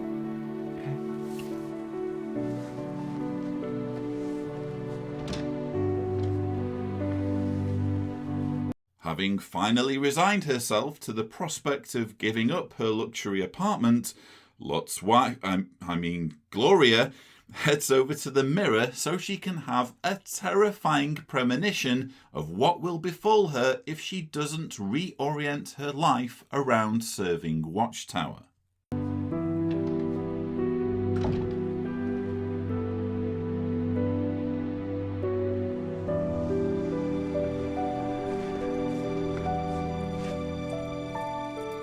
We have to remember the wife of Lot. It didn't have to end that way for her. And it doesn't have to end that way for us. Wife of Lot. Yes, there's nothing like a wholesome family drama in which religious counsel is buttressed with threats of a gruesome death by being turned into salt if there isn't full compliance. Hey, so I was wondering, tomorrow, what time do you think we'll finish? Look, Anna, we're really behind schedule, so I need you to be a team player on this. Okay, when have I not been a team player? Some people on the team feel that you're getting special treatment because we're related, and I have to make sure that everyone gets treated equally. When have I ever asked for special treatment? It's your church meetings, Anna. If we're all working overtime, I can't keep covering for you so you can go while everyone else stays. But you said when I started that it wouldn't be a problem. Look, I remember what I said, but things change, Anna. And if you want to be part of this team, you need to do your part, and that's starting now. Again, Watchtower needs witnesses to think of worldly bosses as unreasonable and overly demanding, in contrast to their more amiable religious leaders, who demand total loyalty on pain of being destroyed at Armageddon.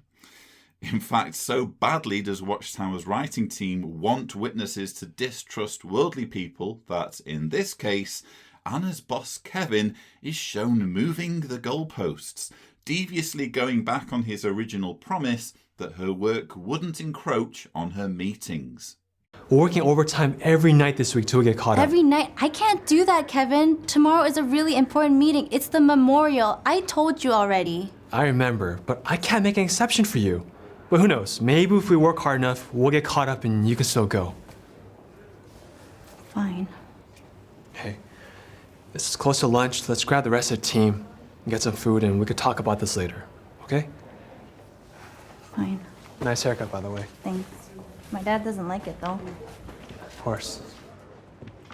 I hope you caught that last part of the conversation where Kevin compliments Anna on her hair, to which Anna says her dad doesn't like it, and Kevin replies, "Of course."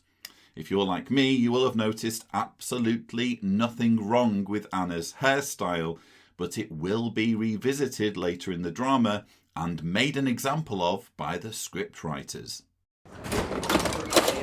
When you send an A, we'll get the results back today. Hey, look at those religious fanatics over there. I bet they get along great with your strict parents. Hey, Anna. Oh dear, Anna has walked straight past her witness friends, who creepily happen to be caught witnessing right outside her place of work because she's too ashamed to acknowledge them in front of her workmates.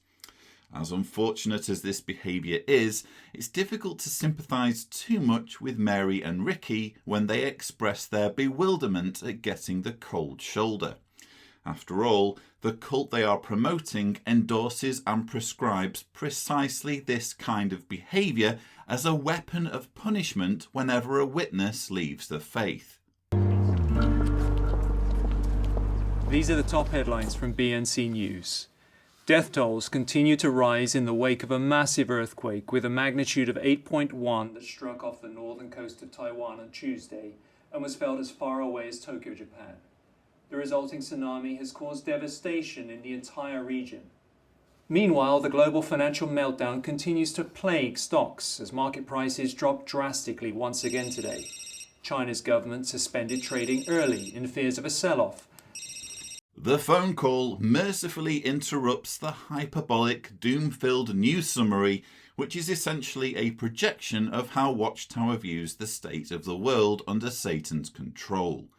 Witnesses are to view news of a devastating tsunami and global financial meltdown on the same day as typical of what they can expect when they turn on their TVs. After all, the global massacre of Armageddon seems that little bit more palatable if the planet is dissolving into chaos, destruction and anarchy anyway. Hello? Gloria, hi. I was just catching up on where we stand. I'm really looking forward to helping out with this new property. Yes, Marty. Remember, the showing is on for tomorrow. And you can still help me out when I need to leave, right? Yes, of course. I wouldn't miss it. There's going to be a ton of big investors there. Just be sure you can be there on time. I have to leave once everything's set up. And this is really important to me, Marty. I'm counting on you. Absolutely. Anything for you. We'll talk to you later. Bye. You made sure with Marty that he could cover? Yes, he'll be there. Well, why don't you come over? We're going to start our memorial Bible reading. Okay. A memorial Bible reading is a selection of Bible verses scheduled for witnesses to read on the days before and after the memorial commemoration, intended to prepare them mentally for the significance of the event. It's just one of many rituals designed to keep witnesses busy and give them the impression they are developing spiritually. Okay, so we're starting with Mark chapter 14, 1.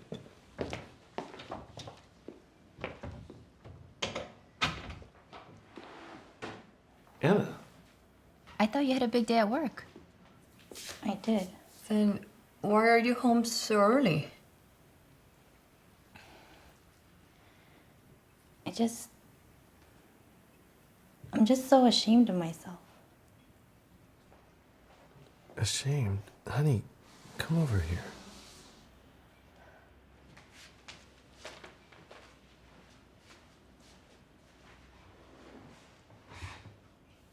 Anna, what are you talking about?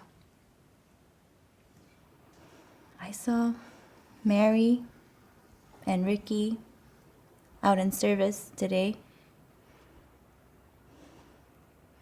I couldn't even acknowledge them. How disgraceful! Imagine failing to acknowledge someone you know when you pass them on the street. But wait a minute, isn't that exactly what witnesses routinely do when shunning a disfellowshipped person? Mom, I don't know why I'm doing this anymore. The people I'm working with, they're not who I thought they were. And this job, it's not making me happy. And I know it's not making Jehovah happy. Anna's failure to find happiness in her job is closely related to her fear that Jehovah is dissatisfied with her for persisting with it. From what we've seen, the only thing disagreeable about her job is that she's expected to work long hours, including overtime. On the plus side, her workmates seem fine, aside from Watchtower's efforts to demonize them. There also seems to be ample opportunity for career progression, and above all, she is involved in developing medicine that could save lives. But all of this counts for nothing in the minds of witnesses compared to the pressing need to commit oneself fully to serving the organisation. Anna's job could be perfect in every way, but if it's taking her out of circulation as a compliant Watchtower drone, it will always fall short of expectations. Anna, you can't just quit like this. I want you to have a comfortable life so that you don't need to worry about money. You have to be successful with a secure job, and it will help you to pioneer.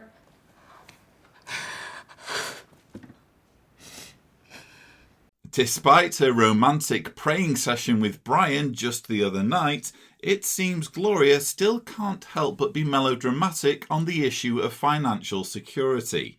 Again, Watchtower resorts to hyperbole in warping reasonable parental concern into overblown black and white reasoning.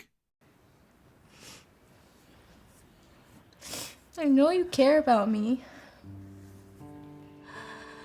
But if I keep this job, I know where it'll take me. It's changed me so much already.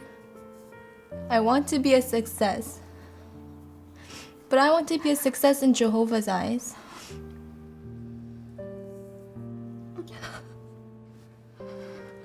I had no idea you felt that way.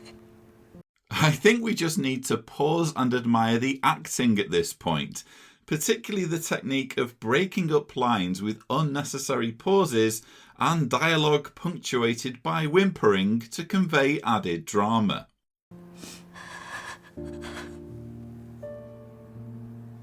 I am sorry.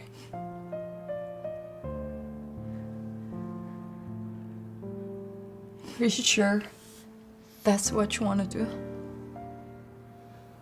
Yes.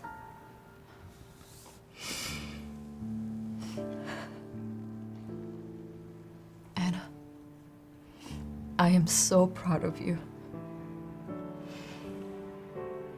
Because you have the courage to do what I should have done. Gloria has done a complete 180, one moment telling Anna she can't quit her job and urging her to think about her financial security, and the next praising her for doing what she should have done. So, what are we gonna do now? We need to examine our priorities together. But if we make the changes that we need to, we might give up this place. Is that all right with everyone? Finally. I never liked this place anyway. Really? Yes, as we learned in the previous episode, Tina resents the new apartment for making her wear the most expensive clothes and drive the most expensive cars. Very nice. What do you think of this place, Tina? Well, honestly, I wish we never left the other place. Really? Why do you feel that way? Everything's so different here. Everything has to look good for you to fit in. You have to wear the nicest clothes, you have to drive the most expensive car. Can we at least keep the new piano? Only if we do something about your hair first. Good point. Yes, for reasons that have been glossed over, apparently the almighty creator of the universe disapproves of Anna's hairstyle. For all their talk of cultivating spirituality and spurning materialistic fleshly thinking, Jehovah's Witnesses have to be among the most superficial, image-obsessed of all Christian denominations.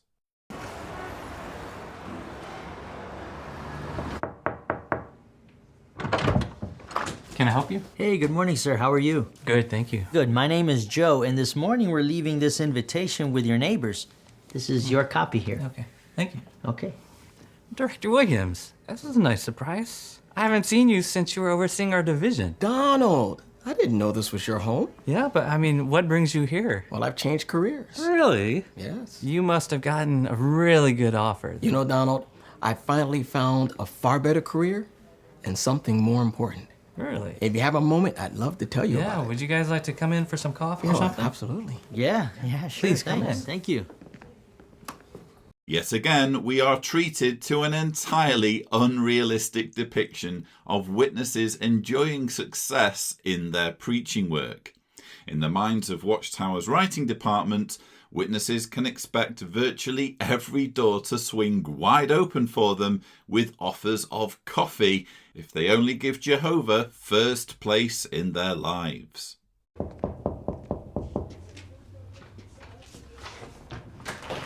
Morning. Hello.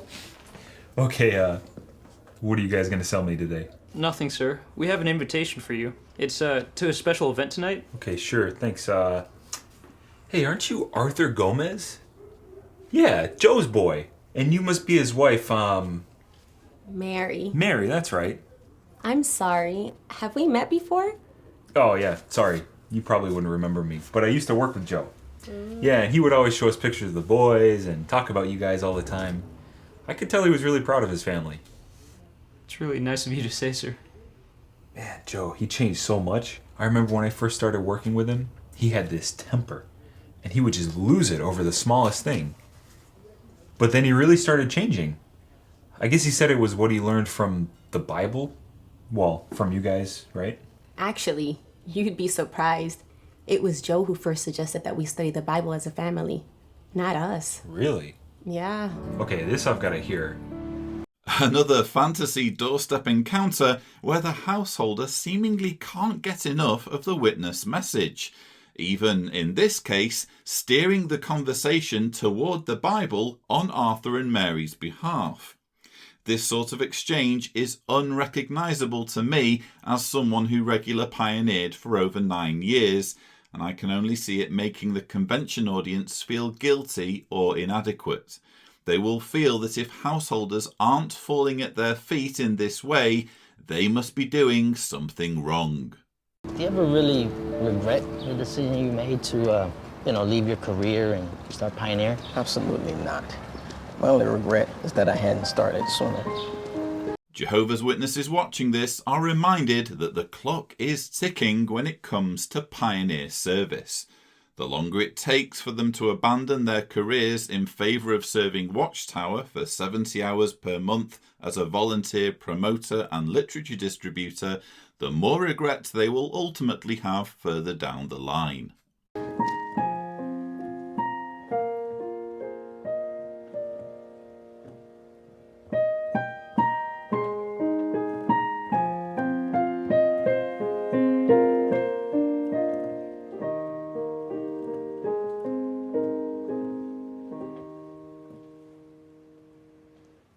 Sounds really nice. Thanks, Anna. What? Is there something wrong with my hair? Tina helped me fix it yesterday. It's fine, Anna. You're beautiful. You know that? You're just a little more beautiful when you arrange your appearance according to inexplicable and entirely arbitrary codes of dress and grooming. Why are you getting all sentimental? Last night, when I told you I was proud of you, I meant it. Thank you. I should have never pushed you into that internship. I was pressuring you the way my mother tried to pressure me. And the way witnesses are pressured to sacrifice all their time and energy to serving Watchtower. It's okay, Mom. I know you just want what's best for me. I do. But I was setting a bad example for you. You don't need a prestigious job to pioneer. You just needed something appropriate to help you make a living. But I left out the most important thing. What's that? Let me guess. Does this have something to do with serving Jehovah? Remember to rely on Jehovah, and He will always help us. Before this job, when I was pioneering, we always had enough. If we put Jehovah first, He will help us no matter what. Not for the first time in this drama, witnesses receive the guarantee that Jehovah will magically take care of all their needs if they will only put their service to Him first. Anna, everything comes at a cost. If you put your career first like I've been doing, there's very little left for Jehovah. You made the right decision. Thank you. Hey, you girls look like you're enjoying yourselves. Did you pick out your outfits for tonight? Yep.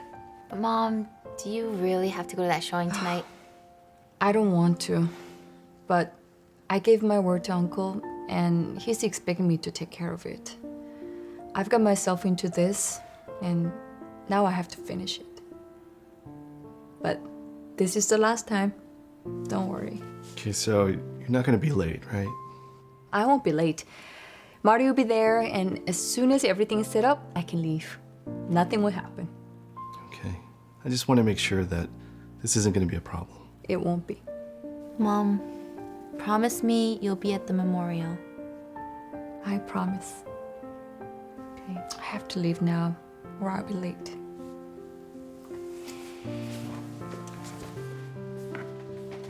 We'll see you there. Yeah, I'll see you there. Everything is now set up for a nerve-jangling climax. Will Marty show up to relieve Gloria so that she can attend the memorial? Will he be delayed, leaving Gloria with a dilemma? Will Gloria get turned to salt by a sadistic, vengeful god? Will her daughters make incestuous advances on their father out of fear of being childless? All will be revealed. Hi, you've reached Marty. I'm out of the office. Please leave me a message. Marty, this is Gloria. Where are you? I'm at the showing now. You know I'm counting on you to be here. Just call me back right away, okay?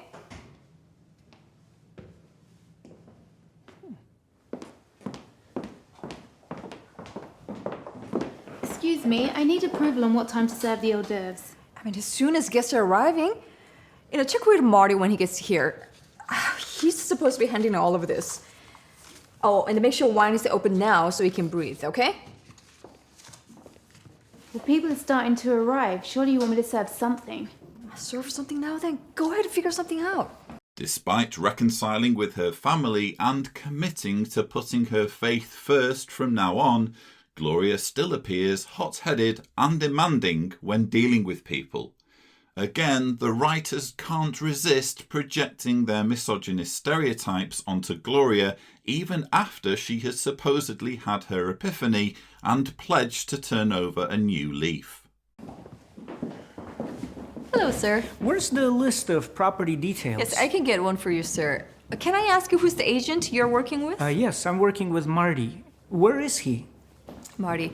Yes, he's on his way, sir. He'll be here very soon. In the meantime, would you like to have something to drink? Sure. Come this way, please. Girls, you look nice. Thanks, Dad. Oh no, we're not already at that part of the story, are we? Is Mom on her way to the hall? You know what? Let me check. Let me send her a quick text. I mean, think about it. Privacy, outdoor living. Where can you get it in the city, right? It's true.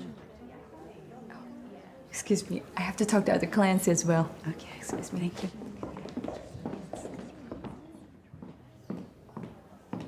How's it going, everyone? Are you guys doing okay? Oh, yes, good. When is Marty going to be here? He was supposed to show me some other offerings in this building. Yes, Marty will be here very soon, sir. Would you care for another glass of wine? I can't stay long. I have another important meeting tonight. In a surprise twist, one of the investors at the showing is anxious to attend the memorial, having received an invitation, because, as we all know, the memorial of Christ's death is such an irresistible, unmissable event that the who's who of high society would fall over themselves to attend and pass around plates of crackers and glasses of Merlot if they only knew about it. Did she text back? No, I don't see anything yet. Dad, why don't you just call her? She probably didn't see your text. Or she could be on her way to the hall already. Yeah, that's a good point. Let me just give her a quick call.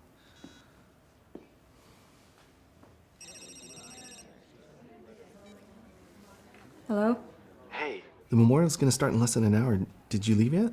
I can't leave yet. What? I thought you made arrangements so that you could leave whenever you want. I know. Marty said he's going to be here, but I can't reach him now. Gloria, what are you gonna do? I'll figure something out. I gotta go. Okay?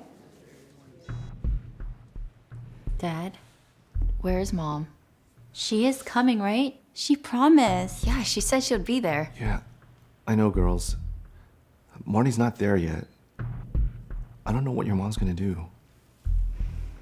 Well, isn't this a tense climax? And it's about to get a whole lot more dramatic.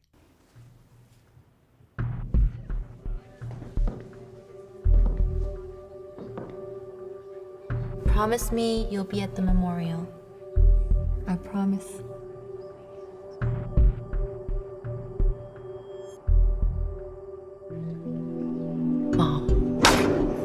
Mom, don't look back.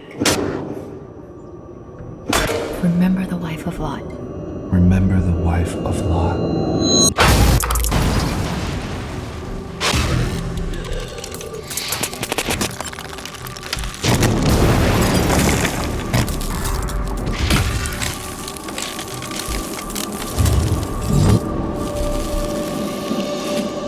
Gloria, what's wrong? What's wrong is that millions of witnesses, including children, have just been subjected to a highly manipulative, traumatizing depiction of a woman being murdered by having her body consumed by salt crystals.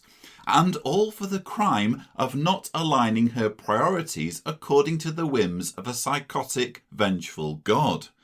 It's worth bearing in mind that this dramatisation is not optional for witness families and their children. If you're a Jehovah's Witness, you are required to show loyalty to the organisation by arranging to be in attendance for all 3 days of the Don't Give Up convention. And the programme includes this grotesque video. This means that as a witness parent, even if you personally wouldn't dream of showing this sort of material to your children, the choice has been taken out of your hands and made for you by the governing body.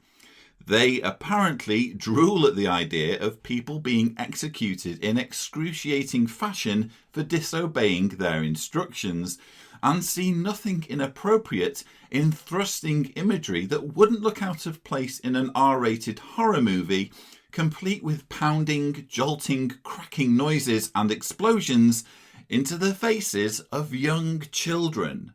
Are you okay? Marty, finally you're here. Where were you? Do you know how many times did I call you? I'm so sorry, Gloria. My phone died on the way over here and the traffic is just terrible. Well, look, I've got everything set up. Make sure you take care of everybody, okay? And do not forget the least details. And before I go, I have to introduce you to really important brokers. Let's go, hurry.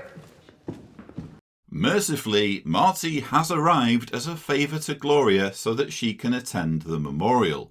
But even though Gloria has supposedly undergone a transformation from headstrong, greedy, materialistic career woman into demure, submissive, exemplary Christian wife, she apparently can't resist giving her colleague an ear bashing, because that's apparently how women behave.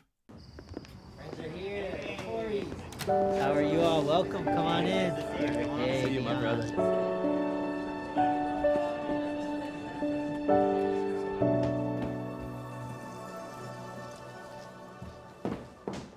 Gloria! Uncle. Where are you going? Oh, Uncle, I didn't know you were coming tonight. You didn't think I would give you such an important building to sell and not check in on you? Uncle, we have really important religious observance tonight. I did everything you asked me to do for the showing, but I have to leave now. That's nonsense. You stayed right here and care for the investors. But Uncle, I did everything for you. Will you disgrace me here in front of everyone? You have my respect, Uncle, but But what? There is no discussion. Remember who it is you're speaking to. I have to go, Uncle. This is most important to me. Jehovah is most important to me. Please understand. If you leave now, you will lose everything. This apparently is how worldly bosses treat witnesses who refuse to join them in being workaholics.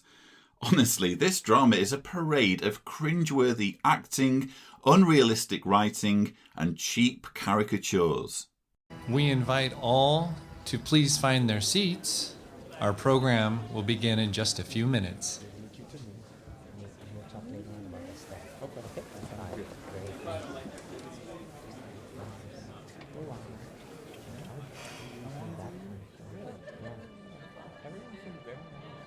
Notice that 2 of the unrealistically accommodating householders encountered by Joe in the preaching work are at the memorial. The businessman who wanted to hear the offer Brother Williams couldn't refuse, and Joe's co-worker whose offer of beer was declined. The only person so far missing in Watchtower's fantasy memorial is...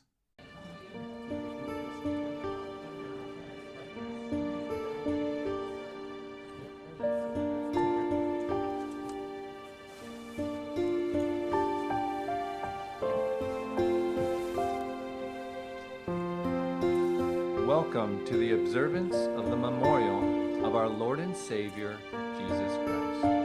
To begin our program tonight, we ask all to please stand. We'll be singing song number 147. Brian breathes a sigh of relief as though his wife has just dodged a bullet, when in reality it's just that she was nearly late for a religious observance. Entitled A Special Possession. That night changed me forever. I came so close to letting my relationship with Jehovah slip through my fingers. I almost ended up like a woman in the Bible I would never want to imitate. Thankfully, I was able to change in time because I remembered the wife of Lot.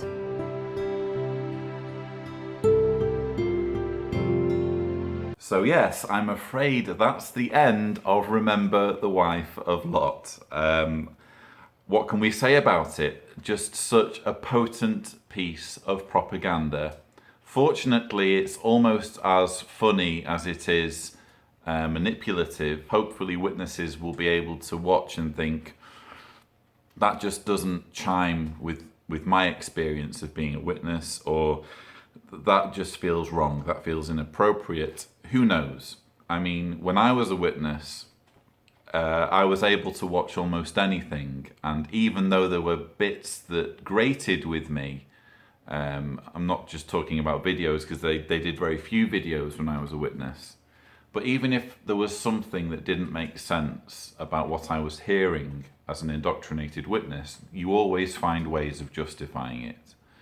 But hopefully, from what we've seen, we're seeing an organization that is incoherent, that is trying to coerce people, is trying to guilt trip people.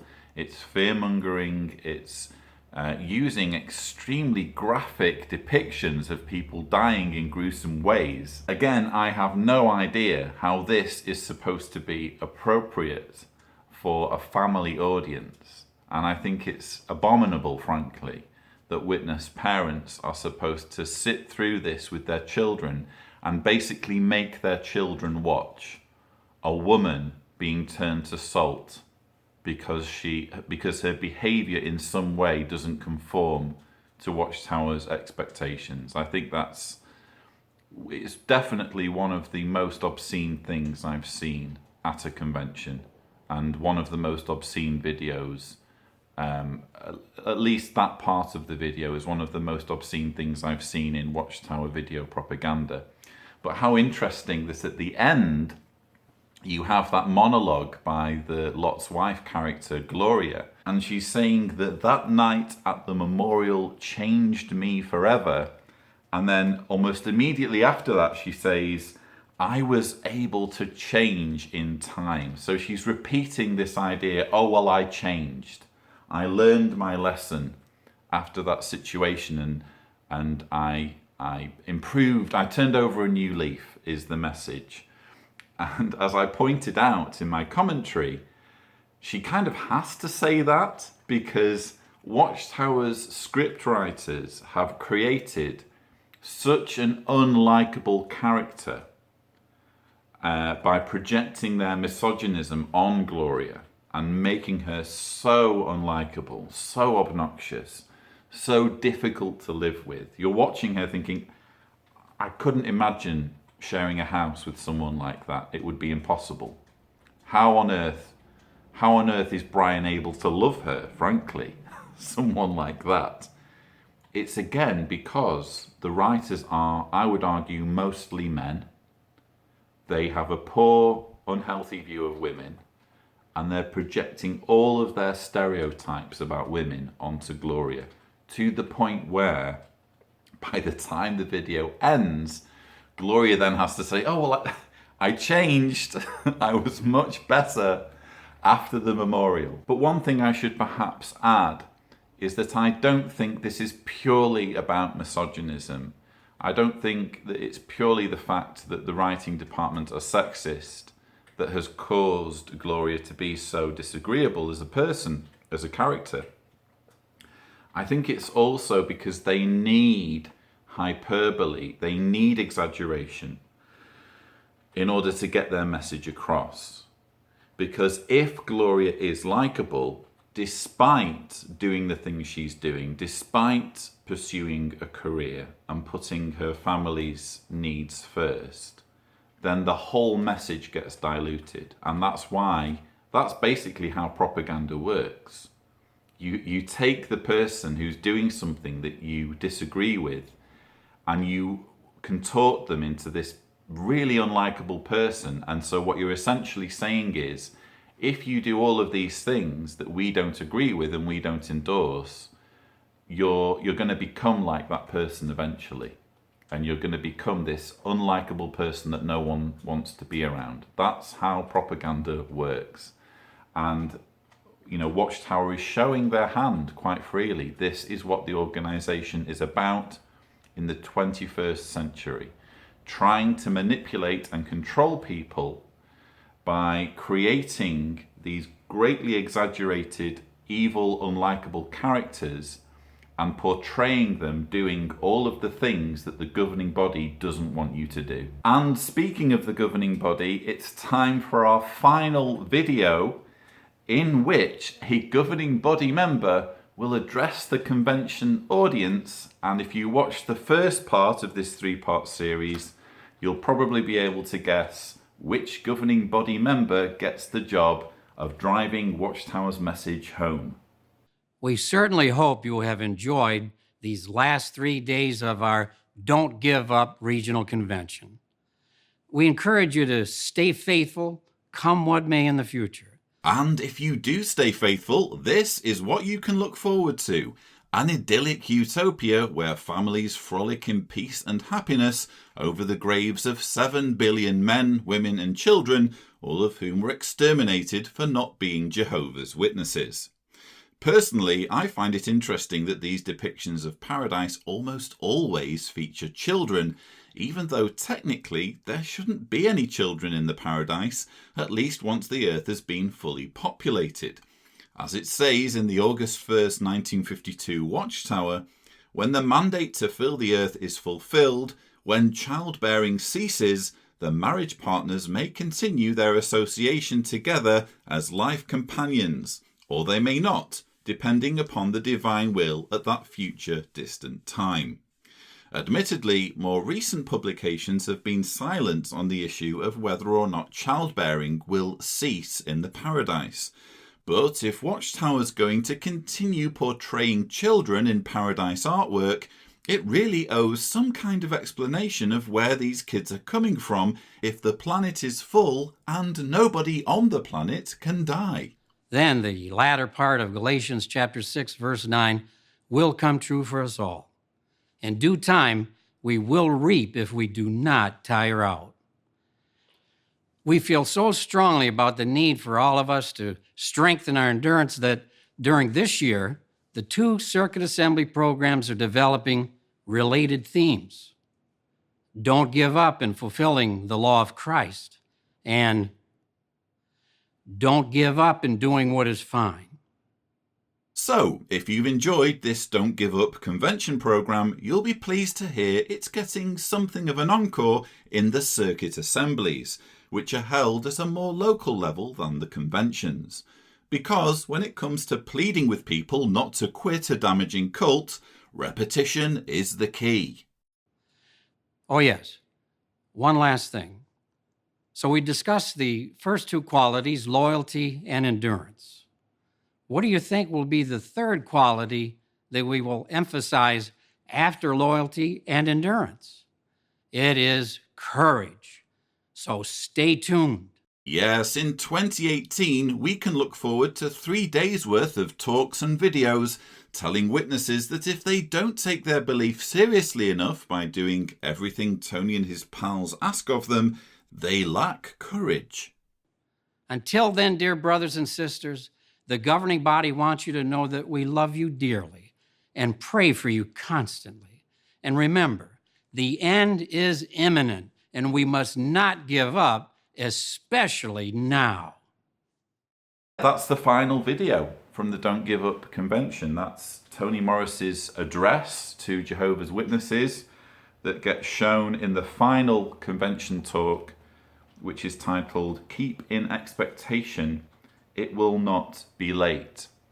And as you can see, Tony gives a very animated message reminding witnesses that the end is imminent, that Armageddon's going to be here any moment, just as it's been here any moment for decades and decades and decades of Watchtower literature.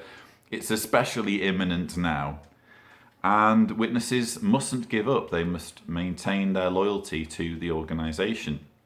Now, I just want to show you some of the notes from the final address. As I said, Tony's video gets shown in a talk titled Keep in Expectation, It Will Not Be Late.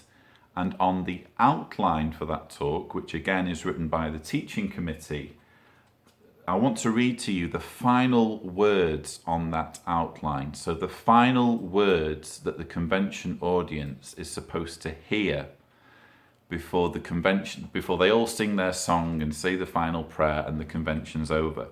A third reward is the real life. Whether our hope is heavenly or earthly, we know that our present life is not the real life that lies ahead. Jehovah is eager to bring you those rewards and more. Let us be determined then to live by the encouraging words of our convention theme, don't give up. So just for some context, I should probably tell you that the first reward was knowing that we have pleased our Father.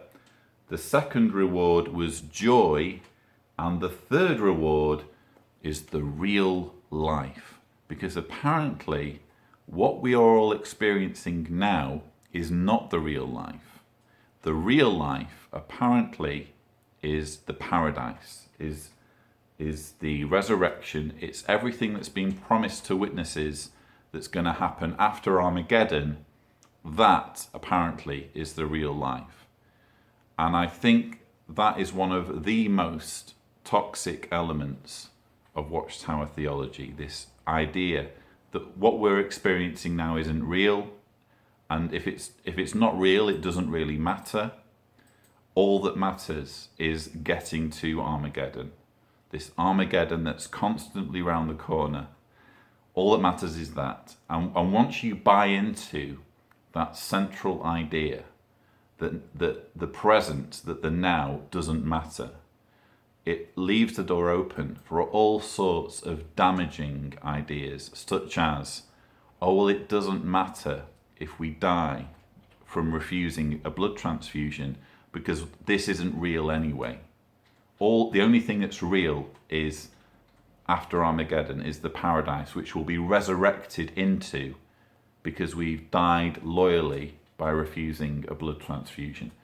Hopefully, if you've never been a witness and you're watching this video, first of all, thank you for trying to understand this, even though you're not personally affected. But that, in microcosm, explains why witnesses are willing to not just sacrifice their lives, they're also willing to sacrifice the lives of their children, if it comes to it. Because again, this, for them, isn't real. It's not the real life. The real life is waiting for them after they're resurrected. That's one of the saddest, I think, and most tragic things. It also explains why Jehovah's Witness parents are willing to shun their children. Again, what does it matter? What does family matter if everything that matters for them, everything that's real, everything that's enjoyable, everything that's meaningful is waiting for them after Armageddon? Very sad that human minds can be hijacked in that way. But that, unfortunately, is what happens once people are allowed to buy into religious dogma sufficiently.